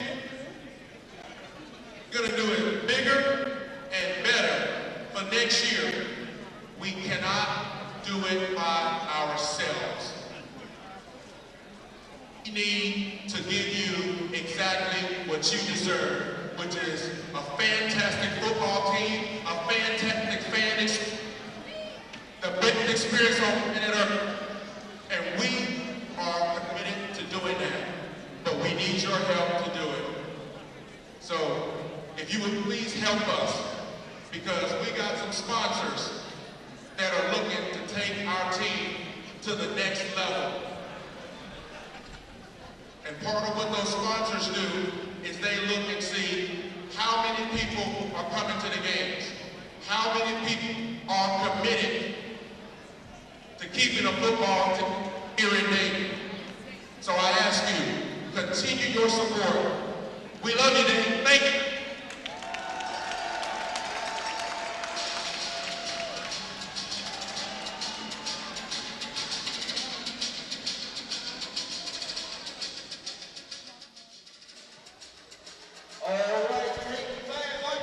Halftime score, Northern Kentucky 34, Dayton 9.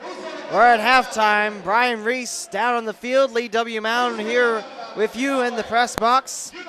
And I got the halftime stats, Brian. Let's hear them, Lee.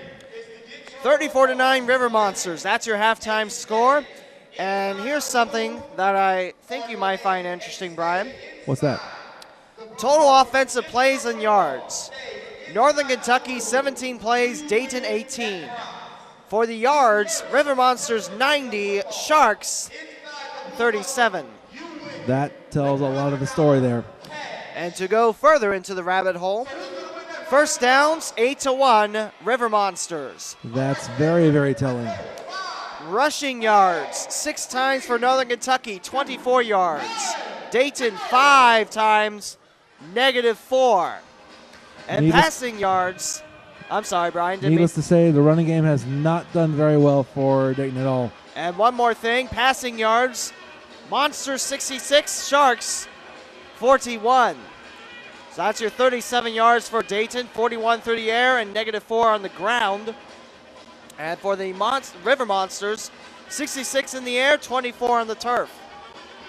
Here's some more stats for you. Both teams with a fumble today. Dayton has lost their only fumble. And also possession time, very, very similar.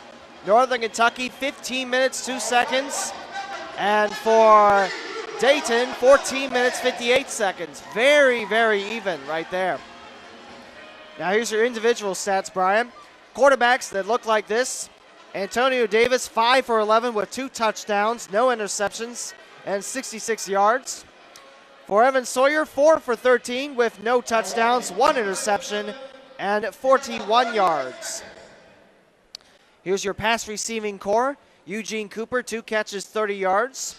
Derek Shearer, 1 catch, 7 yards. That's very telling because with his talent and speed and size, Northern Kentucky's just shot him out for 7 yards. That is very impressive.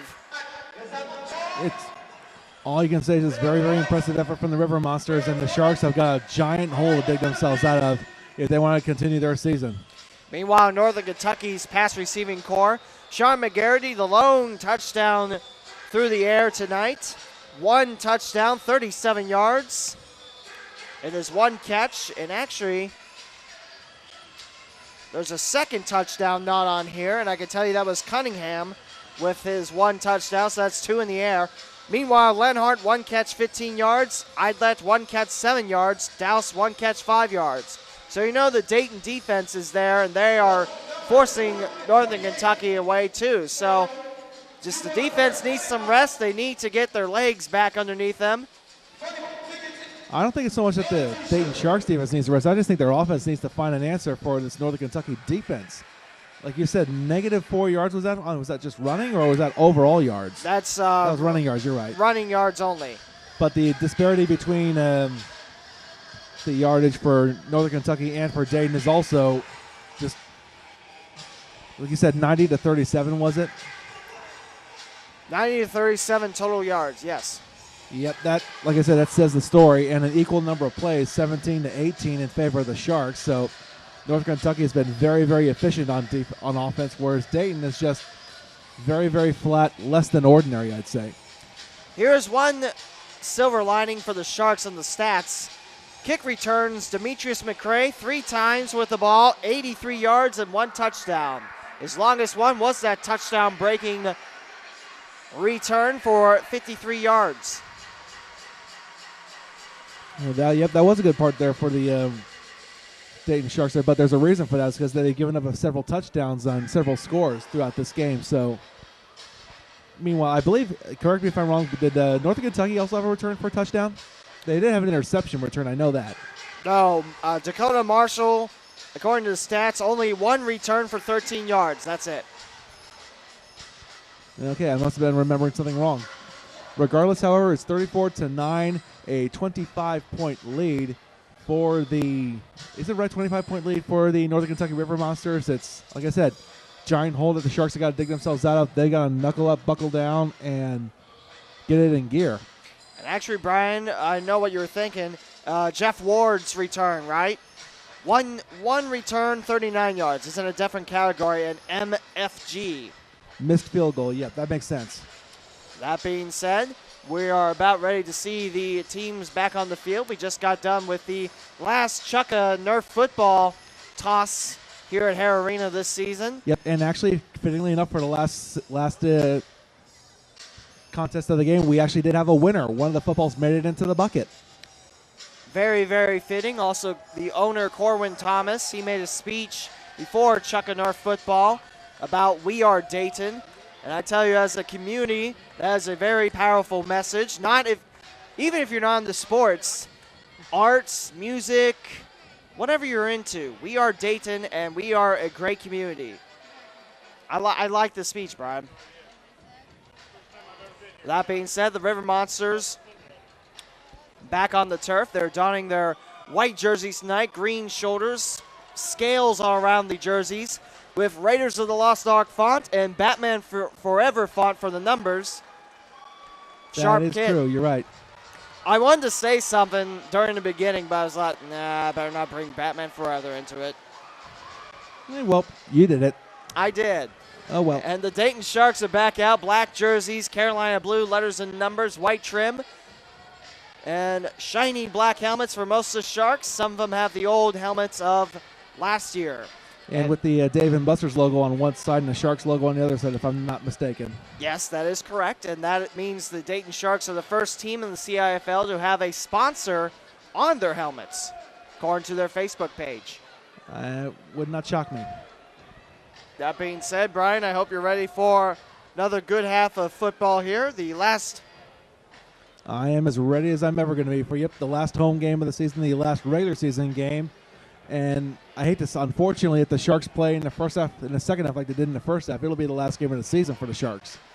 Now, Brian, if you're in the locker room with them, what are you trying to do to get them to adjust to the second half? They're getting the ball to start the second half, but offense-wise, like you said, no points, only 9 points on 1 safety and 1 return. What do you do to boost their morale? What do you tell them to do? Well, I think they got to – I don't know what to tell them to boost the morale, but I just got to let them know, hey, this could be the last 30 minutes of your playing career. This could be the last 30 minutes of your season. Do you want that? Do you want to not be able to play after today? That's pretty much what you got to tell them as far as strategy.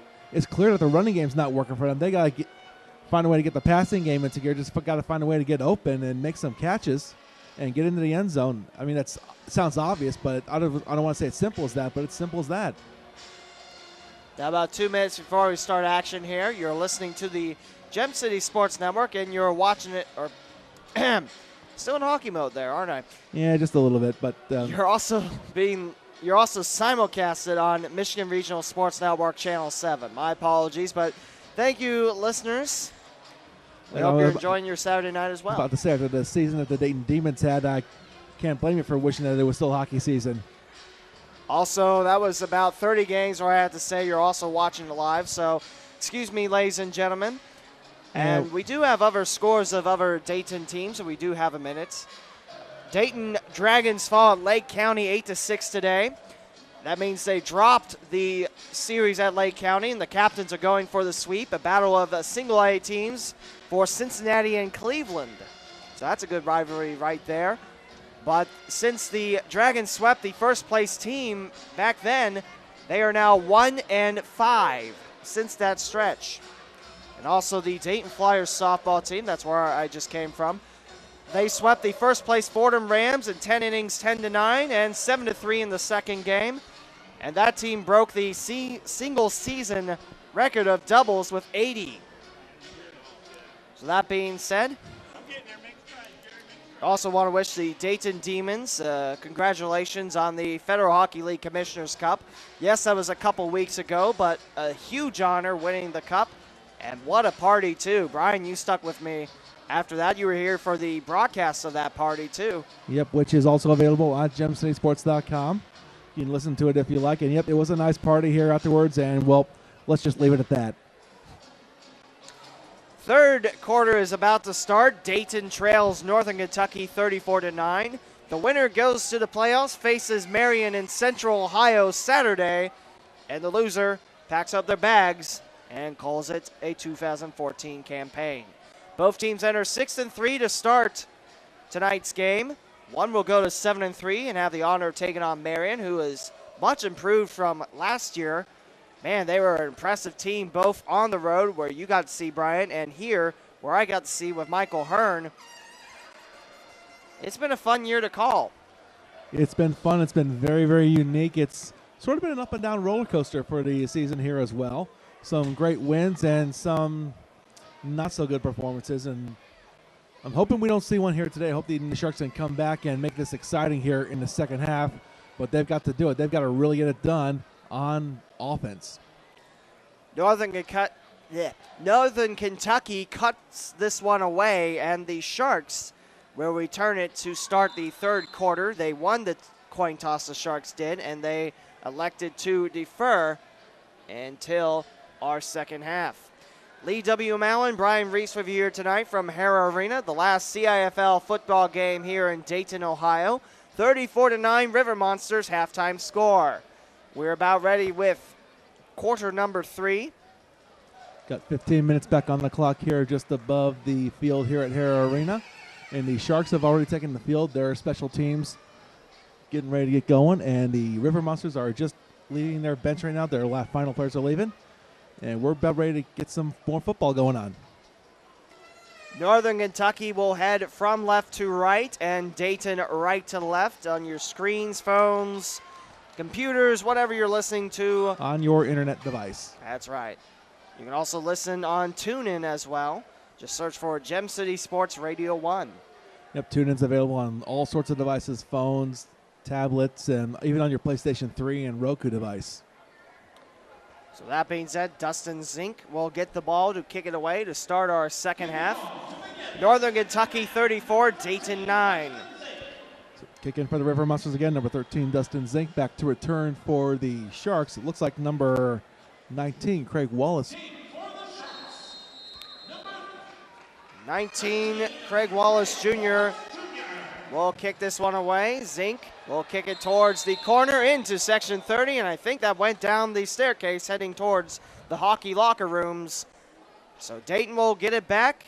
Referee with a fresh football in his hand. They're going to spot it at the 20-yard line. It'll be 1st and 10 for the Sharks. Good field position and no time coming off the clock. 34-9, River Monsters. Sharks with the first offensive possession in our second half. Evan Sawyer back on the field leading his team. Derek Shearer in that pile along with the offensive line. Eugene Cooper and Jason Smith also in the mix, along with running back Marcus Fales. Two stationary wide receivers on both sides. Man in motion takes to the right-hand side of the quarterback. That is Eugene Cooper. Sawyer in 1st and 10 from the Dayton 20-yard line. Throw down the middle, tipped, but it is complete to Marcus Fales. Past the 25 and taken down at the River Monsters 20, right by Brian down the penalty box. Gang of 5, and that will be Oh, no, it scratched wasn't a out game of first five. down. Yep, they're going to spot the ball right at about the 19-yard line here. It will be a first down for the Sharks, and bringing them down for the River Monsters was number 21, Tommy Harris. Correction, I thought the ball was spotted at midfield. My apologies, my memory escaped me. There's a first down for Dayton to pick up a 10 to Marcus Fales, and Sawyer will send all 3 wide receivers on the far hand side. Marcus Fales is running back on the left shoulder of the quarterback. Cooper in motion. Back to Sawyer it goes. Sawyer bounces around, throws it into the far corner, off the glass, incomplete. Second down and 10 from the River Monsters 20. Picked up nicely, the quarterback, by Rico Middlebrooks. Yep, Middlebrooks, he had a beeline for Evan Sawyer there. And that's something I just noticed on the last couple plays here. The defensive linemen for the River Monsters have been very active. They've been giving the O-line for the Sharks a lot of fits here. And the center counterpart is Darrell Brown. I don't have the size on him, but he is a big, big boy. He's got a lot of size on him, also a lot of strength to him as well. He's being swapped out for Luke Scarborough, who was a Shark last year, as Sawyer has second down and 10 from the Northern Kentucky 20. Shearer will be in motion near hand side, 2 stationary far. Picked up by Sawyer, throw to the left, into the hands of Shearer, past the 10, swirled down right around the 7 of Northern Kentucky. That's another first down for Dayton, their third on the game, and Dayton has a first and goal from the Northern Kentucky 7-yard line. Part of the tackling group there, and I believe first to grab the jersey there of Shearer was number 7, Jeff Ward. First and goal for the Sharks, right back at the NKY 7. 34-9, River Monsters, 12:55 and rolling left in the third. A touchdown on this or the next play will give the Sharks a lot of momentum going into the rest of this half. 2 wide receivers far hand side, man in motion will be Shearer to the left. Sawyer, he has the snap. Shearer in the end zone. He is brought down by a defender, and the flag is coming into the end zone. This might be defensive pass interference on Amona Maxwell. I had an angle there. I didn't really think there was a whole lot in that. He may have just been leaning on the receiver there. I didn't see any arm contact at all. I didn't see him grabbing him at all there. But then again, it may have just been towards the beginning of the contact there. From what I've seen, nothing much in it, but... And it is defensive pass interference.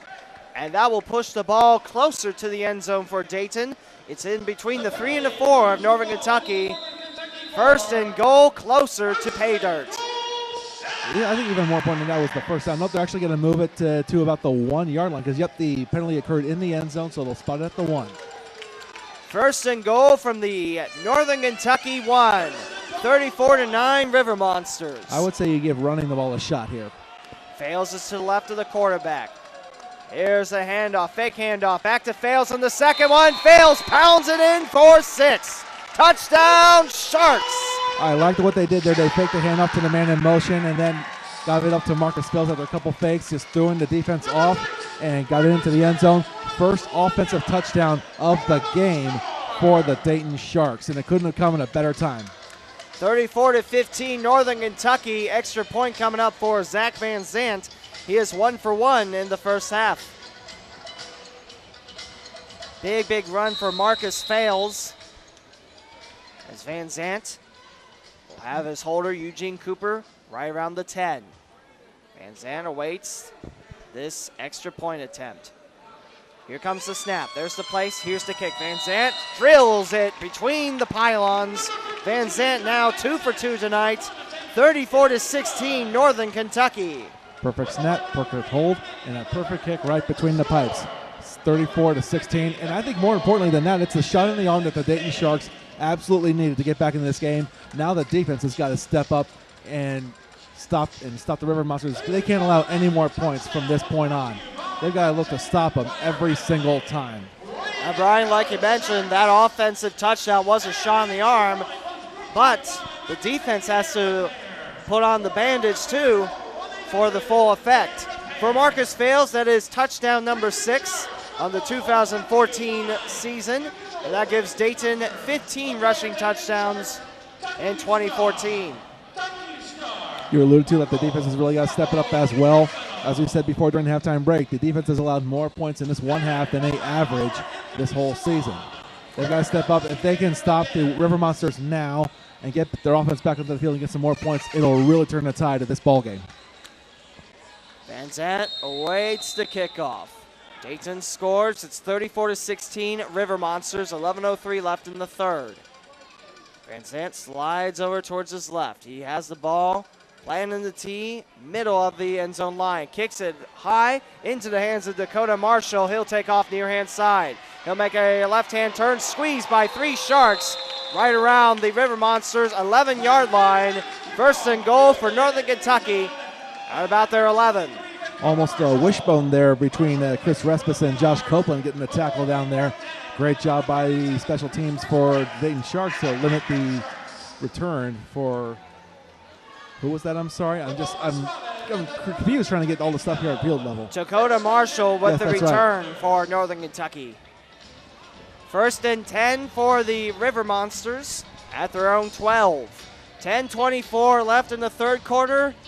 River Monsters 34, Sharks 16. Winner goes to the playoffs, losers done. Davis back under center. Running back is to his left. Man in motion, McGarity on the near hand side. Davis looks towards the center, throws it towards the right. Intercepted! Intercepted by Dayton's number 9, Mike Davis. He still has the ball past midfield. He's at the 20 of Northern Kentucky, and he is dropped right around the 16-yard line of the River Monsters. Big play by Mike Davis coming up with the interception deep in Shark territory, running it back right by the Northern Kentucky bench. Eventually brought down around the 17-yard line by number 55, Thomas Golston there, but it just looked like the ball was just a little bit to the left of the Northern River Monsters receiver, and Mike Davis was right there, turned around, got the catch, and kept it going. But hold on, I see a flag on the play there. I see a flag at the River Monsters 20-yard line. After the play, we have unsportsmanlike conduct on Dayton. The ball is thrown into the crowd. By rule, you can only put the ball in the crowd after a scoring play. That was not a scoring play. 10-yard penalty, first down Dayton. So a personal foul on sportsmanlikeness upon the Sharks, bringing a lot of the Dayton cheers out and some of the monster calls, which sounds like a dolphin. But the Sharks, more importantly, do keep the ball. First and 10 from the Sharks 23. At this point, that's really all you can ask for is to get the ball and get another chance to score, but another case of shooting yourself in the foot if you're the Dayton Sharks. First interception reception by Mike Davis on the season. 9:10 and rolling left in the third quarter, 34-16 Northern Kentucky.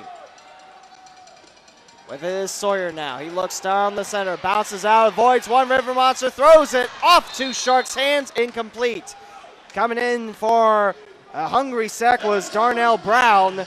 He had the jersey of Sawyer right in his grasp, but he throws it just in time, incomplete. But Sawyer did have a few options there on the far side of the field there, but was just over their heads, and thankfully there was no one from the River Monsters to pick that one off. 8:35 and rolling left in the third, 34-16 River Monsters. Incomplete, second down and 10 from the Sharks' 23-yard line. Which is like what I said after the Sharks scored that last touchdown. They need to stop them and get a score on the following drive. They've already done half of that. The defense just now has to step it up. The offense has to step it up, I should say. Second down and 10 from the Sharks' 23-yard line. Sawyer will send 2 wide receivers stationary on the near hand side. Shearer in motion, far hand side. Thrown over the head of Eugene Cooper, incomplete. Actually, yes, that was Cooper waiting around the River Monsters 24-yard line over his head. Third down and 10 from the Sharks 23. That was just the bolt that went right over his head there. That was Eugene Cooper. He didn't have any time to leap up and get that ball there. And again, thankfully for the Sharks, there was no River Monsters in the vicinity to catch that and pick that off. Nearest one was about 5 yards away. As Sawyer will set up camp again, third down and 10 from the 23 of Dayton. Wide receivers set up, both sides. Cooper in motion, far hand side. Sawyer hands it off And here comes number 19 and Craig Wallace Jr. He swarmed right around the River Monsters 17-yard line. That is what the Sharks need to do to get a fresh set of downs, and that will be a first down for the Sharks. I thought that was going to be close, but the referees did say, yep, it's going to be a first down. Ball at about the 17-yard line of the River Monsters, and Dayton keeps the drive alive. Ball between the 16 and 17 of the River Monsters. First down, 7 minutes left to go in the third, 34-16 River Monsters. All three wide receivers check in to the left of Sawyer. Shearer, along with Eugene Cooper, and I believe that is Jason Smith back out on the field. Smith spins around twice, man in motion. Sawyer looks around, incoming River Monster, and a handoff for Wallace Jr. Wallace takes it in near hand side, in for the score! Touchdown, Sharks! In the backfield there, looks like we got some little bit of commotion there between, was it Evan Sawyer and for the River Monsters, number 37, Santino Turnbow there. But the Dayton Sharks got the score. Very, very good play on defense, on offense there, I should say, for the Sharks. And we've got ourselves a ball game now. Only 12 points now separate these two teams. 34-22 River Monsters, 6:08 left to go in the third. I see Van Zandt on the field there to go for the extra point. I want to say it's a little curious. There's a chance where you could go for 2 and possibly make it a 2-score game with a touchdown, extra point, and a field goal. But they're going to elect to, oh, nope, I stand corrected. They're going to take Van Zandt off. You called it, Brian. The Sharks are now going for 2. And right now, this is the best time to go for it because you just scored 2 offensive touchdowns against the River Monsters. They're a little bit on their heels, if you like to say. After one offensive play, they threw an interception. That is how the Sharks got their second touchdown. Sawyer looks around, looks towards his left. Off of Shearer's hands, incomplete. The 2-point conversion is no good. Good coverage on the play there by number 5, Amona Maxwell. Like I've said before, he's been very, very active here for the Northern Kentucky River Monsters defense. Haven't called his name much in the second half thus far. And also David James being a pass down there too. He also helped with the cause for the River Monsters as well. 2-point conversion is no good. It is 34-22. River Monsters on top. I think more importantly, even though they missed that 2-point conversion, what's most important is that the Sharks have found their rhythm. They've scored two straight times. They've got how many points in succession? 13 points now after not scoring at all in the second quarter and after their offense had not scored at all in the whole game. They found their offensive rhythm now. The Urban Cowboy Band is an alluring and progressive Southern rock outfit that transformed the converted, the committed, the lost, the unredeemed, and those who want to rise again through rock, blues, and gospel. Their hit single, One God's the official opening music to most of the Gem City Sports Network broadcasts. You can find Urban Cowboy Band on iTunes and Spotify and SoundCloud.com/urban-cowboy-band. Also, we have 50-50 split the pot. A young fan to the left of the announcer on the field. So, Brian, those 2 scores, big for the Sharks. Absolutely, and without a doubt, that's what they need to get back into this game, and looks like they're a lot more animated than they were when they left the field at the halftime. Having said that, they've got to keep the pressure going. Northern Kentucky, like you just said, they are feeling the pressure. They're on their heels. They've been rocked a little bit. Dayton cannot let up. They've got to keep pouring the pressure. They've got to keep frustrating them on defense, forcing turnovers, forcing stops.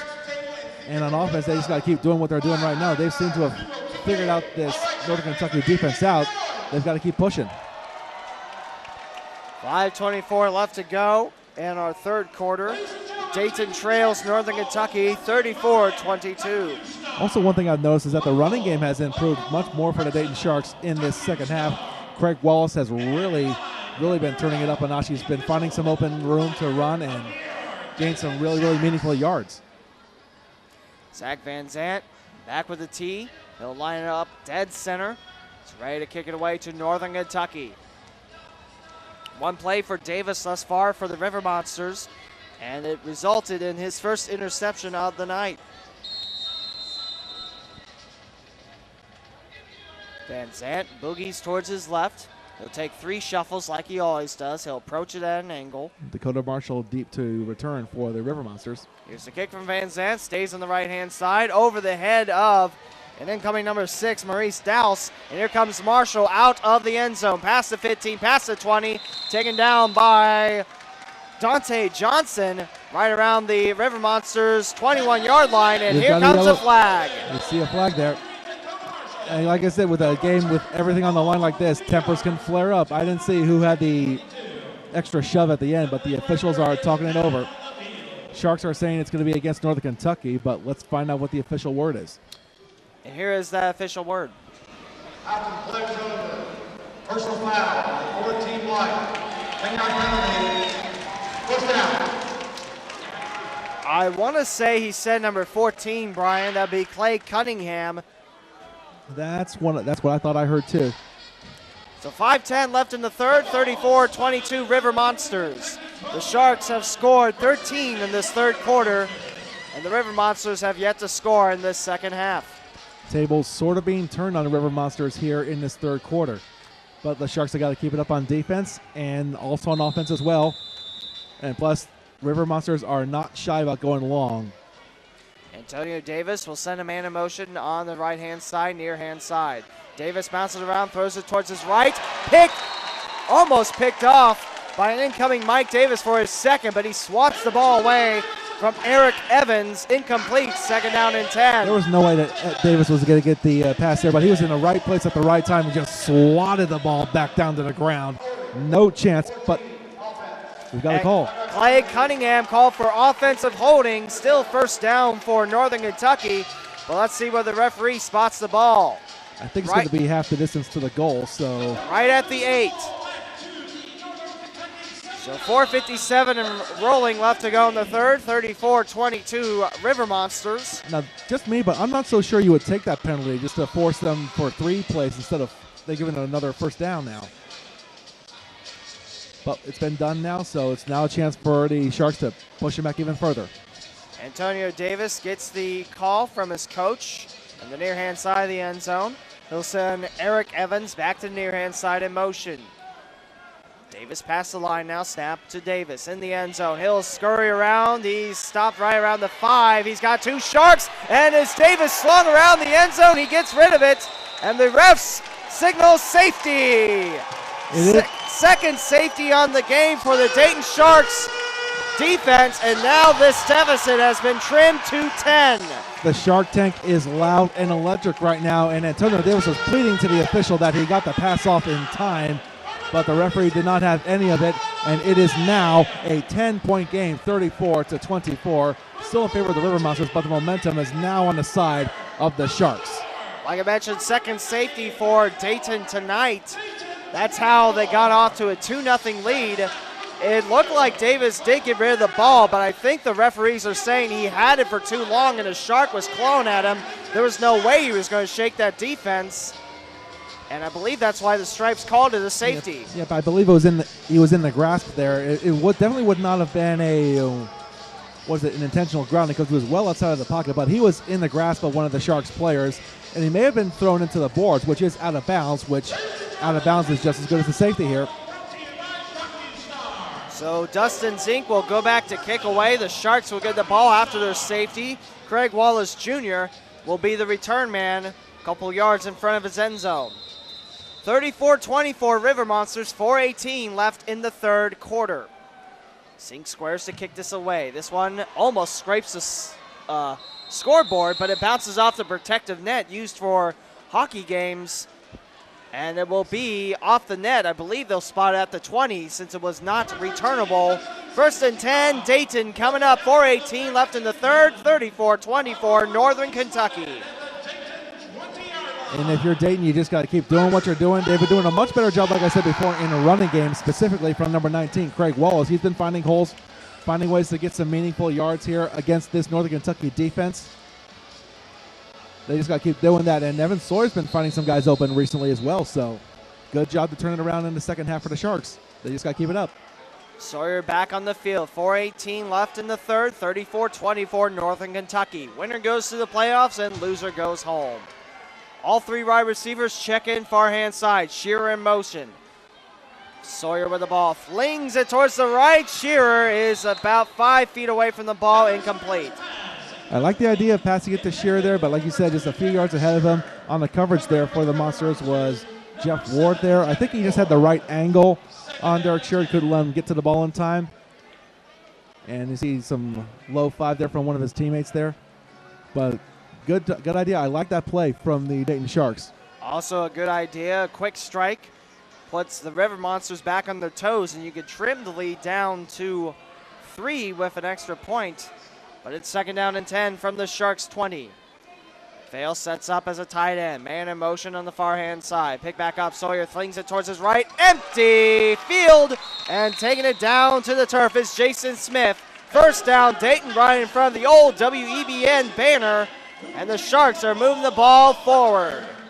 Looks like it was eventually shoved into the turf there by number 23. That was Dakota Marshall.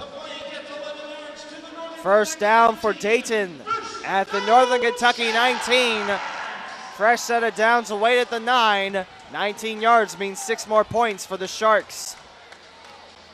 You say if the Sharks can find the end zone right here on this play, it'll really just, this Shark Tank's just going to go nuts. Under 3 to play in the 3rd, 34-24 Monsters. Sawyer swallowed up. Big sack for Darrell Brown, just charging at the quarterback. That's a loss of about 11, and they're actually going to mark it right about the 22 of Dayton. And right now, the Sharks pleading with the referee, saying that should have been a foul, but the referee says, calm down, and no, you're wrong. Yeah, I didn't see a whole lot of the foul there, but that is what the River Monsters absolutely need. They need to assert themselves on defense. Their defensive line had been very good in the first half and for moments in the second half here. They just got to keep putting up that pressure. They want to stop this Dayton offense. A long Montgomery County mile to go for the Sharks. 2nd down and long. They need to get back to the River Monsters 9. They're currently at their own 22. 2:06 and rolling left to go in the 3rd. 34-24 River Monsters. Sawyer backs out of the pocket. He's got 2 chasing him. He'll duck past midfield, and he's back to the original line of scrimmage. Drop down the River Monsters 19.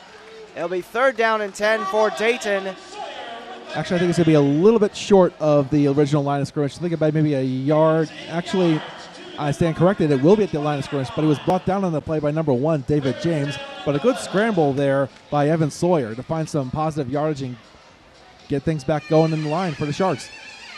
As the Dolphin Monster horn noises continue to percolate through the air of Section 24 from the Zebra crew. Big fans of the CIFL. Great quality football. Great fans as well. Lots of blinking sunglasses, LED light sunglasses.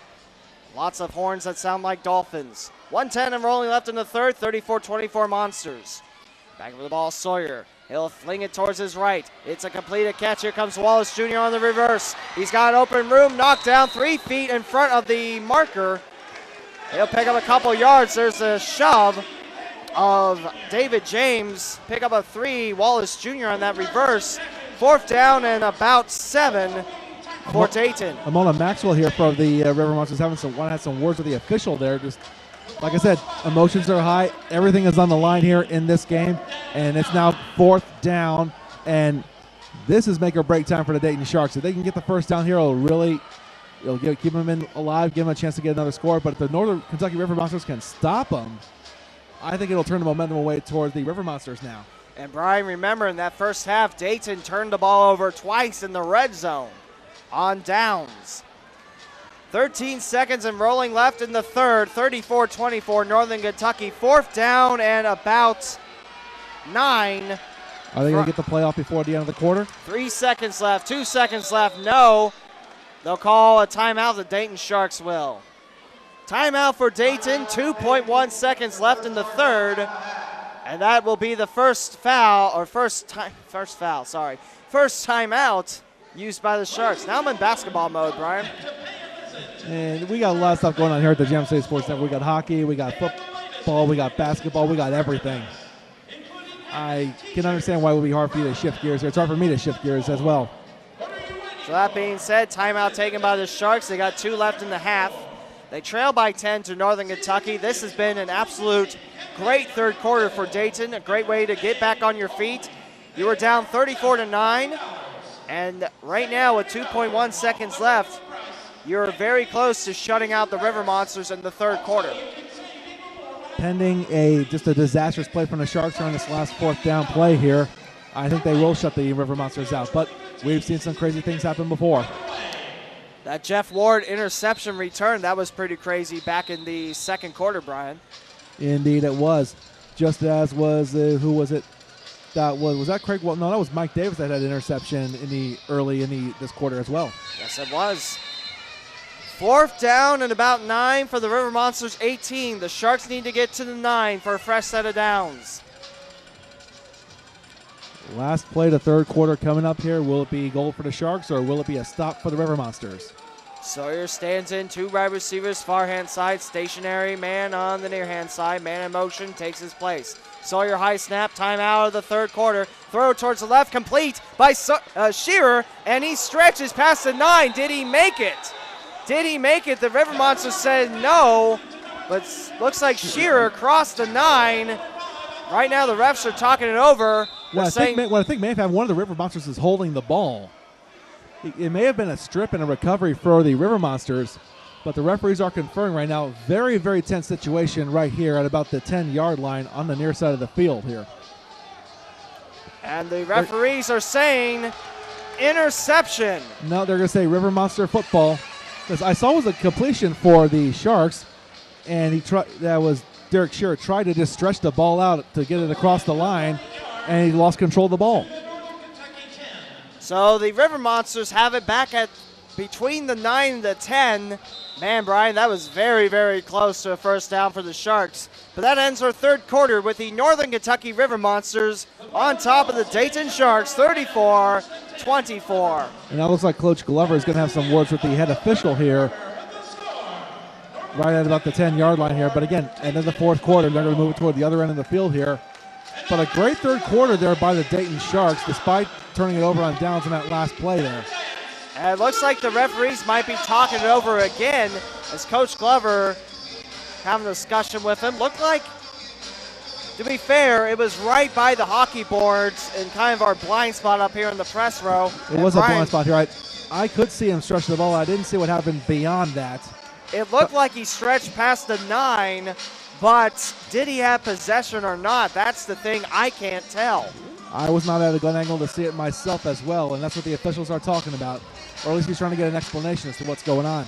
It looks like he's got his explanation. The River Monsters dancing with the Cupid Shuffle along with some of the fans here in section 28. River Monsters having fun. Sharks starting to have fun again. We're in the 4th quarter. 15 minutes of football. Zebra Crew also having some fun here right behind me. One's taking a picture. A couple are shaking it to Cupid Shuffle.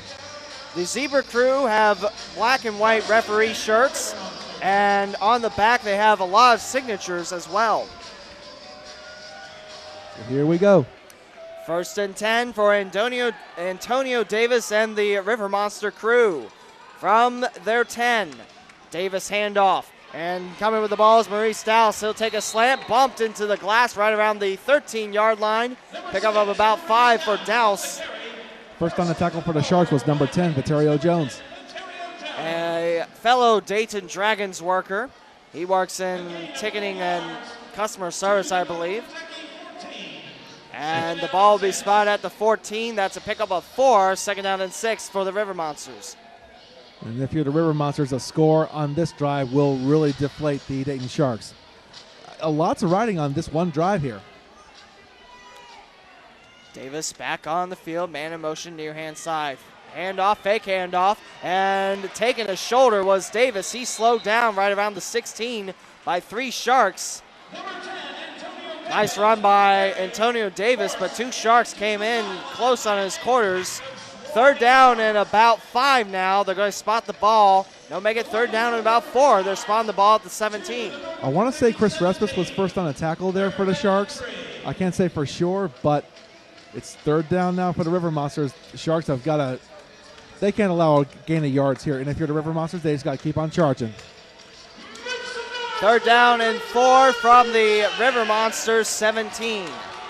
Davis will send stationary wide receivers on both sides. Man in motion will be Cunningham on the near hand flank. Past the line goes Cunningham. Fake handoff. Davis has the ball, looks towards his right, slings it that way. One-handed grab by Lenhart, and the River Monsters have a set of first downs at the Dayton 20. What a grab by Lenhart. One-handed catch with his left hand. He reels it in. But wait, there is a flag waiting behind the offensive line. It's going to be an offensive hold against the River Monsters, so they're going to bring the ball back. It's going to be third down, and I would say maybe 7 or 8 for the River Monsters. So shooting themselves in the foot of the River Monsters, but we'll see what happens out of it. All spotted at the 12 of the River Monsters, third down and 8. But on that last play, Chris Restus was about maybe a yard or two away from the receiver there for the River Monsters and just couldn't close the distance. Davis talks to his assistant. He'll now go in the huddle, talk with his team. They'll quickly understand the play, slap their hands together, and they'll take to the lines. Lifeline for the Dayton Sharks here with that penalty. Can they make the most of it? They got to tighten up on defense. Wide receivers stationary both sides, man in motion to the right of the quarterback. Pick back up, quick throw by Davis, complete right around the River Monsters 20. That is Willie Eidlet. Did he get enough for the first down? The ball. I do not think so from my point of view. He was brought down to the ground by number 13, Kendrick Reed. No, I'm sorry, was that number 12, Josh Copeland? I'm sorry? Yes, it was. It was Copeland. And nope, it's going to be just a yard and a half short, so it'll be 4th and 1 for the River Monsters. Big play coming up. Ball closer to the 18-yard line than the 19. Ball in the middle of the hash marks. 12:06 and rolling left in the 4th. 34-24, River Monsters. And they're going to go for it. 2 more yards gets you a fresh set of downs and gives you the ball right back. And a turnover of downs gives the Sharks that much closer to pay dirt. Man in motion near hand side. Davis high snap. He'll look towards his left. He'll scatter. He's got the first down. Past the 20, slides past midfield. Right by Brian by 4 yards. 1st and 10 coming up for the River Monsters. Big hole there for Antonio Davis as he was brought down to the ground by Viterio Jones, but I could see plenty of room between Davis and the open field a mile away. Easy decision for Davis, an easy first down for the River Monsters. 1st and 10, Northern Kentucky. They're spotting the ball just past midfield at the Dayton 24. 11:14 and rolling left to go in the 4th quarter. 34-24 River Monsters. Brian Reese in the penalty box. Lee W. Mound up here with you in the press row. We're calling the last regular season game of the CIFL between the Dayton Sharks and the Northern Kentucky River Monsters. A game with lots of importance, local rivalry, and most importantly, a spot in the playoffs. Man in motion, reverses to the near hand side. Davis high snap, picks it up. Dallas will run. Open room past the 10, knocked down right around the 9. And it'll stop right around the Sharks 5. Wait a minute. There's a flag here. Penalty flag right around Northern Kentucky's 15. And that was after the play there, so it could be on anyone. Could be on James Craven or it could be on Antonio Davis. But it looks like they're coming back. They're bringing it back. 3 referees talk it over. Coach Glover. He nods his head once. River Monsters are going back. The Sharks are staying where they are, so it could go either way here. That being said, Brian, I like to tell you, in that 3rd quarter, Dayton picked up 7 first downs. Northern Kentucky, 0. Looks like we have a personal foul against the River Monsters. Another shot in the foot. Personal foul, number 10 offense. First down for the River Monsters, but that was a penalty on the quarterback, Antonio Davis, for that personal. That was after the play, so they will spot the ball again in Dayton Sharks territory, specifically at their 16-yard line, or will it be? And Brian, also on the 3rd quarter notes, Dayton now with 108 yards on 32 plays. Northern Kentucky, they didn't pick up a point, they didn't pick up a yard in that 3rd. So the ball resting right at the Sharks' 16-yard line. A little bit of confusion here with the chain gang here. I hate to say this, but I got to call it like I said. I saw one of the members of the chain gang with his cell phone out there. That being said, They got the situation all set up here. And Brian, I don't know if you were here, but one of the chain gang members got kicked out for run his mouth to the referee crew. I don't know if you were here for that game or not. I don't recall that, so maybe we're in the Marion game. Back to action. 10:30 and rolling left in the fourth. 34-24. Handoff taken down at the 20 was Maurice Dowse. He loses about 5 yards. Second down and about 14 for Northern Kentucky. He was brought down to the turf by number 12, Josh Copeland. I sort of like the play calling of running the ball if you're the River Monsters. It takes time off the clock. There's very, very little chance of a turnover there. And when you got a 2-score lead, it's kind of the right thing to do. Ryan, when the scoreboard's smiling down at you, you want to burn as much time off that clock as you can. It's like a glorified game of keep away. You keep that score in your favor, and all you need to do is just take your time. In the last period, when you're up, the clock is your friend. Antonio Davis will send all 3 wide receivers to his left. Man in motion, be on the far hand side of that left side. Picked up by Davis. He's got a lot of run to room, and there's a completed catch by Idlet, but he is taken down immediately right around the 18-yard line. That's a pickup of about 3. Third down and about 13. That's about, that was Mike Davis there on the tackle there. They're going to stop for progress at the 18, so it looks like it was no game. I would say it's more of a gain of maybe 1 yard on that play there, but it's third and long for the River Monsters with 9 minutes to go. About 13 yards for the River Monsters for a fresh set of downs. They need to get to the 6. And right now the ball spotted at the 18. A lot of stuff going on in this drive. A lot of drama here. A lot at stake, not just in this game, but in this one drive as well. Davis, 2 wide receivers to his right, 1 on the near hand side. Man in motion will be on Davis's right hand flank. Davis looks around, right hand side, throws it down the middle, complete a catch down on the grass. And he will pick up a solid chunk of yardage. That was Lenhart with the catch. I couldn't see who got the ball down, but it looks like he was down at about the 10-yard line, so that's going to make it 4th and short for the River Monsters. I don't know what you do here. Do you go for a field goal, or do you just go for it? I'd say you go for it. You get fresh set of downs. You slow down the positive progress of the Sharks. At the same time, a field goal is a lot harder to attempt and be successful at in the indoor game than it is outdoors. That's also a solid point, too. The Monsters are going for it. The River Monsters are going for it with Davis having a enclosed line in front of him. Man in motion near hand side. There is McGarity. Davis will bounce around. Wait a minute. There's flags being thrown at the River Monsters 11. False start against Northern Kentucky. And that will be against Ricardo Lenhart. That will push him back 5. Ball now resting at the Sharks' 15-yard line. 4th down and it's going to be up at the 15-yard line, roughly maybe a 10-yard, 4th and 9. And I was wondering if this is going to change the play calling at all for the River Monsters, but it does not look like it's going to. They're still going to go for it on 4th down. Remember, the River Monsters have lots of offensive weapons. You have Davis's speed. You have the 3 wide receivers, the running back. My educated guess is that they're going to go for the end zone right here. Davis with 3 wide receivers all on the near hand side. Running back to the right. Picked up by Davis. Looks towards the center. Throws it that way. Complete a catch. And Lenhart steps right around the 7. Did he get enough for the first down? It's going to be very, very close. Both teams signaling that they got the first down. It's up to the men in the stripes now. Ball spotted right around the 6, and it looks like it is past the marker, and the referee says stop the clock. We're calling in the chain game for a measurement. It's going to be a timeout for a measurement here. I tell you, Brian. Is it an action-packed, drama-filled 4th quarter here, and no one scored any points yet in this 4th quarter. It's been back and forth thus far. Right now, they're going for a measurement, and Brian, we don't see measurements very often here at Hara. Nope, we don't see a whole lot in this sport either. It's usually very, very definitive, whether it's a or not. Well, it looks like it's going to be just a little bit short. Just an inch short. The River Monsters do not get the first down.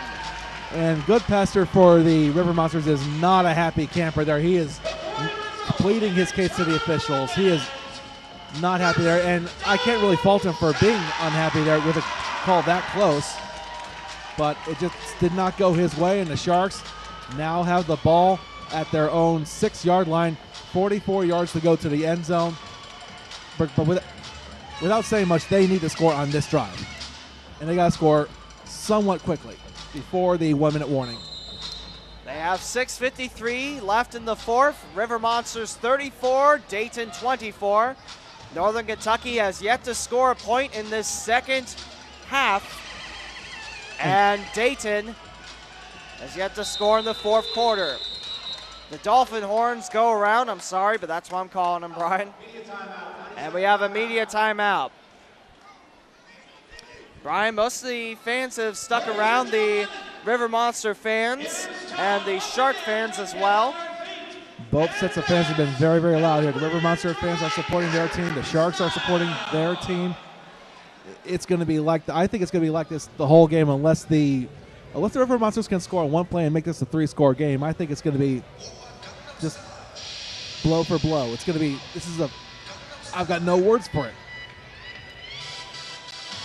6:53 left to go in the fourth. Northern Kentucky 34, Dayton 24. The Sharks will get it back at their own 6. Like Brian mentioned, 44 yards gets you 6 points. A win gets you a trip to the playoffs and a trip to Central Ohio to play Marion. And a loss wraps up your 2014 season. And even if you do win, playing at Marion is no easy task, as both of these teams know. Dayton lost by 9 at Marion as the River Monsters crouch in right around the 6. They're on defense, Sharks on offense. Sharks have improved in the second half thus far on offense. Let's see if that momentum can carry back to Evan Sawyer and company. What happens on this one play will set the tone for the rest of the drive. Sawyer sends a man in motion, near hand side, deep in his end zone. Sawyer with a snap, end zone, he'll take off, past the 5, and he is knocked down right around the 8. He'll pick up possibly 3. Second down and about 7. I like that quarterback keeper. He only gained a few yards there, but nothing else. It kept the River Monsters on their toes. The defense responded very well in that play, only allowing a few yards, but I like that call. 6:30 and rolling left in the fourth quarter, 34-24 River Monsters. Sawyer lines up Smith on the near hand side, Shearer on the far hand side. Man in motion will be Eugene Cooper. High snap, Sawyer has to jump up, he trips, throws it down on the ground. That's an incomplete pass. And is the ref reaching out for a flag? That will be intentional grounding. If that's in the end zone, it's a safety for the River Monsters, and they're going to talk about it. Sawyer slipped on the seam between the two rolls. Goodpaster is pleading for a safety from the officials. Let's see what happens. Right now they threw the flag on intentional grounding, and it will be a Northern Kentucky safety. The third we see in the game, the first for Northern Kentucky, 36-24 River Monsters. Brian, I think momentum swung back the Northern Kentucky way. Yep, they got 2 points on that play. It's still a 2-score game, but more importantly than that, the River Monsters have the ball on this next play. And now you got to think, if you're Dayton, you think about an onside kick. But you said it right, the momentum has shifted the way of the Northern Kentucky River Monsters, and their faithful are cheering. They're got their chest pumped out. They're waving their shirts. They're waving their colors. They're supporting their team, while the Dayton fans are kind of shell-shocked right now. Like you mentioned, onside kick, quite possible. But at the same time, even though the River Monsters didn't score in their offensive possession in the fourth, they did something very important. They burnt time off the clock. Absolutely. With only 6 minutes and 7 seconds to go here, Dayton's got to score in 2 plays, but they got to get the ball back first. And we've seen Northern Kentucky, and when they're on offense, they're more than happy to run the ball, and they've been very successful running the ball, and that will burn time off the clock. 6:07 remains in the fourth. Dayton trails Northern Kentucky 36-24. Winning, you're in the playoffs. You're at Marion Saturday. Lose, and your season's done. This has been a fun game to call, Brian. They all have, but this has been a really fun game to call. The back and forth action It's been an exciting drama. This game especially has been very, very fun to call. Like you said, it may come down to the last few plays, or it all depends on what happens now. I hate to say this, I sound like a broken record, but this kick is important as well. The last drive was important. The drive before that was important. I don't think there's been one play in this fourth quarter that hasn't had any serious special meaning. So Van Zandt will place the ball on the tee right at the end zone line. A note on the Northern Kentucky shirts, the neon green ones in section 23, all of them say "Get Hooked." Of course, being the River Monsters, Ohio River, right by Northern Kentucky and Cincinnati. Like I said, I really love what Northern Kentucky done with the team and the name. Kickoff by Van Zandt, no onside kick. Here comes Dakota Marshall with the ball. Past the 10, past the 15, past the 20. He's knocked senseless a little bit. Past midfield, we have a flag coming in as Marshall's drugged down right around the Dayton 20. Well, what is that flag? And Chris Respis trying to throw his body out there. It looks like we got an illegal block in the back against the River Monsters, so that will push the Monsters back a little bit with just under 6 minutes to go.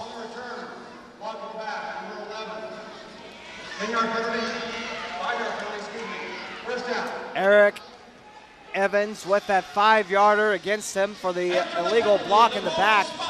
And the ball placed at the River Monsters 18, first and 10, Northern Kentucky. Almost with that tackle was Chris Respis, threw his body there trying to trip up the returner there, Dakota Marshall there, but he stayed on his feet there. Good for him there. But again, most importantly, the River Monsters have the ball, and they're going to look to drain this clock. You don't have to score, just make sure the 5:59 is gone from the clock, and if you still have that 36-24 lead, you win. And don't forget, we still have the 1-minute warning coming up. Davis sets up two wide receivers far inside. Man in motion will be Lenhart. Davis with the ball, looks towards his left now, scurries towards his right, back towards his left. He scurls right around the 10, and he has the ball. He looks to run past the 15, past the 20, past midfield, slammed in the hockey boards. Almost an unexposed boards, but he is stopped right around the Northern Kentucky. They'll scratch that Dayton 21. It will be first and 10 for the River Monsters. Yeah, Josh Copeland sent Antonio Davis into the boards there and almost ripped it off the hockey boards there. Such force he threw him into the boards, but the River Monsters had the first down, and they're going to keep the clock going. That's what they need to do. River Monsters discusses. Antonio Davis is with one of the assistants. Mike Goodpaster at the helm of the River Monsters, back under operations. It's been a few years since Northern Kentucky has had an indoor football team. And yes, they were once called the River Monsters as well. I believe when it was UIFL, when the Commandos were in town too. Yes, it was. 5 minutes and under now, rolling in the fourth, 36-24 River Monsters. Handoff swallowed up by two Sharks. And that runner is going to be Maurice Dowse. He'll pick up maybe one. Second down coming up for Northern Kentucky. On the stop for the Sharks was Kevin Moore and James Marks. And it's going to be a minimal gain, maybe half a yard gain there, so it'll be second, and we'll call it 10. Linesman in front of Brian in the visiting penalty box as Davis comes around the huddle. 4:22 and rolling now left in the fourth, still 36-24 River Monsters. Davis will send all three wide receivers far hand side. The Dayton defense shifts. Man in motion between the slot. Here we go. Davis throws, and it's complete at the 15 of Dayton. That was Maurice Dowse with the completion. He'll pick 5 after the catch. And Willie Eidlet goes with the fans saying, hey, first down, fans. Chris Respis on the tackle there, but just not a good job there by the Dayton Sharks defense. They just got to stop them. They got to stick close to their man. I don't know what else they got to say. They've been doing so well in the second half, and they're just falling apart here right now. Ball spot at the Dayton 9. River Monsters have it, first and goal. 3:30 and under left in the fourth. 36-24 Northern Kentucky. All three wide receivers check in on the far hand side. Man in motion is McGarity. And Davis tangled up, handoff for Dowse. He is past the 6, squeezed by a family of Sharks. He will be stopped right around the 6. Loose helmet. That is Dante Johnson's helmet. Pickup of about 3 actually. Ball spotted at the 7, second down and goal, Northern Kentucky. Yep, forward progress there at the 7 there. More importantly, the River Monsters still have the ball. Time is still ticking off the clock. Less than 3 minutes to go here. River Monsters are doing the right thing by just running plays, just very, very low-risk plays there. Like we mentioned earlier, the scoreboard, if it's smiling and you're getting close to crunch time, burn that clock. Burn it as much as you can, and the River Monsters are doing a heck of a job in this fourth quarter. 2:30 remains in the fourth, 36-24 NKY. Wide receivers all on the far hand side. Hand off for Dallas. He'll be past the 5, drugged by his jersey right at the 5 by James Marks. And we have timeouts, I believe, by Northern Kentucky. No, scratch that. It is going to be Dayton. I don't know why Northern Kentucky would want to call a timeout. They want to keep this clock running. But the Sharks called their second timeout of this second half here. They got to do that right now. They got to stop them on these next 2 plays here. If anything, the advantage for the Sharks right now is that Northern Kentucky's got a smaller field to work with. Like I said before, it'll crowd up the end zone, it'll crowd up the defense, and not give the offense a lot of room to work with. 2:18 left to go in the fourth, 36-24 River Monsters. Sharks have burned their second timeout of this second half. So far in the second half, Brian, 2 points scored by the River Monsters, but that's all they've needed thus far, and it looks like that might be all they need. Yeah, the 2-point score by the River Monsters on that city were the two most important points there. That was when Dayton had just stopped them. It was about just an inch shy of a first down. They were taking over on downs, but they forced a turnover, forced a safety. Now they've got the ball back and are just content to wind the clock down. 2:18 left in the fourth, 36-24 River Monsters. Van Zant warming up on the other side of the field. If the River Monsters win this game, I would say that safety was the play of the game. It is Antonio Davis getting the play. He'll spread the field out with 2 wide receivers far hand side. Man in motion will also be there, and Lenhart. And scratch that, that's not Lenhart. That's going to be Douse, I believe. He'll scratch it, Eyelet. Looking towards his left now, taking the ball at the 10, throwing it off the right hand of Ricardo Lenhart. Incomplete. Third down and goal now for Northern Kentucky at the Dayton 5. And this defender, Kendrick Reed, there was nowhere near him. If that pass had just been a little bit closer toward Ricardo, it would have been 7 points, and it surely would have been game over with a River Monster victory. Under 2 to play. We're approaching the 1-minute warning. And the River Monsters are taking their time to get this play off and call it up. They need to drain as much of this clock as possible, but we got a whistle stopping the clock. Dayton has used their final timeout of this second half. That stops the clock at 1:43 left to go in the fourth. Northern Kentucky River Monsters 36, Dayton Sharks 24. Need to stop the clock here, but what I'm kind of flabbergasted is why did they wait 5 or 10 seconds to call that timeout? They need all the time that they can get in order to score twice possibly. Why would you wait to call a timeout like that? Don't forget, ladies and gentlemen, you're listening to the Gem City Sports Network and also the simulcast on the Michigan Regional Sports Network Channel 7. Check into Gem City Sports either later tonight or tomorrow, and we'll have this game on demand for you. Free to listen again, free to download as an MP3 file. Brian Reese, that was your idea, I believe. Great idea. Yep, a lot of our games here are on demand. They're also available on iTunes as well. So, and especially with this kind of a game, this is the kind of game you want to listen to over and over again as we get back to live action. Third down and goal from the Dayton 5. Davis, he spreads the far side of the field out, man in motion. Will now take his place. That is Clay Cunningham. Throwing to Cunningham, far hand side, off his fingertips on his right hand, off the far glass, incomplete. That rips up some more turf, but it's fourth down and goal for Northern Kentucky. Tears up the turf here, but more importantly than that for the Sharks, it's a first down for them. And the clock is still running. I don't know if it should be running or not, but most importantly than that, it gives the Sharks one more chance to get some points on the board. And correction, that was fourth down for the River Monsters. My apologies. I was down behind. as the Sharks will wait for the 1-minute warning to come into effect. Brian, you're down by 2 possessions. You're down by 12 to be more precise. What do you do at this juncture? At this point, I mean, you can't waste time running the ball here. It's way too. I want to say it's unpredictable, but I mean, yeah, you'll keep possession of the ball, but there's no guarantee that you're going to gain any significant yards, despite how good Craig Wallace has been in this second half.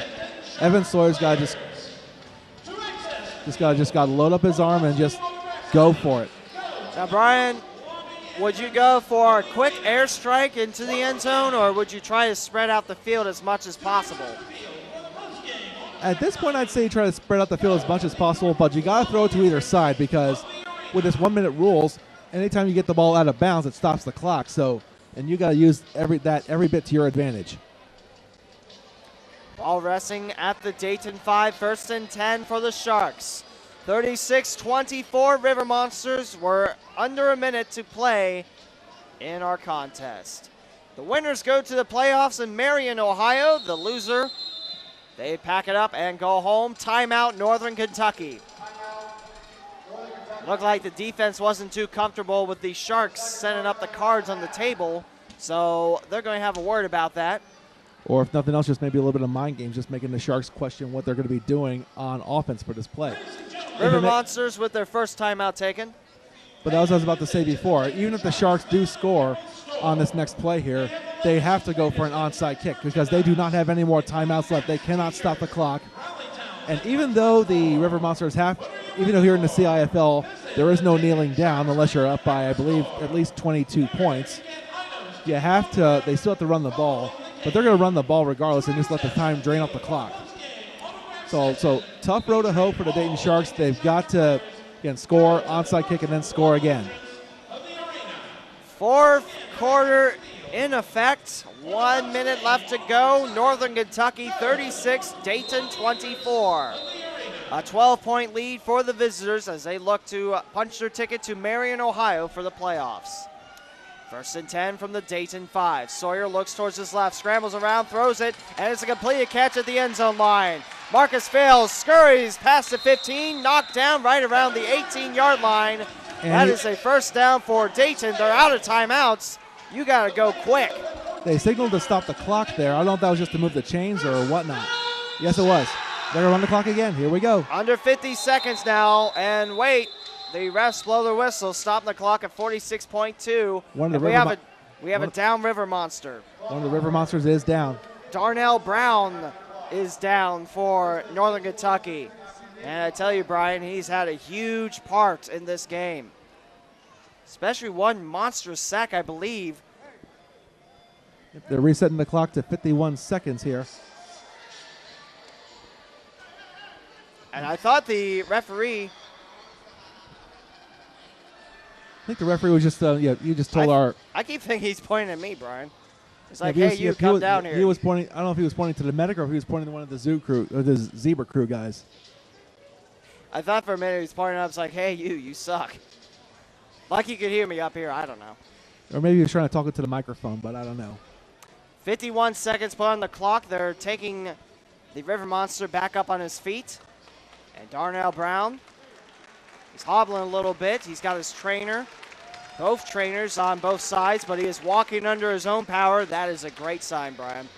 Yeah, good sign if you're a River Monsters fan. And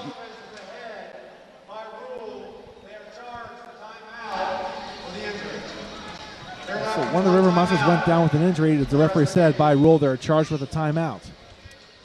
So that means the River Monsters have one left in the half. 51 seconds left to go in the fourth. 1st and 10, Dayton from their own 19. Sawyer will send Shearer side by side with Eugene Cooper, and a man in motion will be Jason Smith. I think they got a fire for the end zone right here. River Monster fans start to clap around section 23. Good Pester having one of the words of one of the officials here, but here we go again. And there's that dolphin noise again as Sawyer gets a couple words from one of the coaches. Here's 1st and 10 from the Dayton 19. Sawyer gets the snap, looks around. He'll bounce around, throws it down the middle, complete to Shearer, past midfield, dropped right around the 24 of Northern Kentucky. Short of a first down, the clock is still running. 40 seconds left. The Sharks need to hurry up here as Sawyer sets up another play. Man in motion be on the near hand side. Here's Sawyer. Here comes a River Monster. He's hungry for a quarterback. Sawyer far side to the end zone. Shearer one hand knocks it down, incomplete. I thought Shearer had that ball there. He tried to pull it down with one arm. Good defense there on the play there by number 5, Amona Maxwell. He was in the right place at the right time and forced Shearer to leap up and get that catch, but he was unable to pull it down with his one arm, and it will now be third down, I believe. Third down and about 3 for the Sharks in River Monster territory with 24.4 seconds left in the fourth. 36-24 River Monsters. Time is very, very important. That took a lot of time off the clock, especially not getting that first down and not being able to get out of bounds. Sawyer sends all 3 wide receivers to his right on the near hand side. Got to go for the end zone here. 24.4 seconds left on a third down and 3 at the River Monsters 24. Wait a minute, referees are throwing their flags. Jason Smith was well across the line there, but I don't know if he was drawn off sides. Let's see. Yep.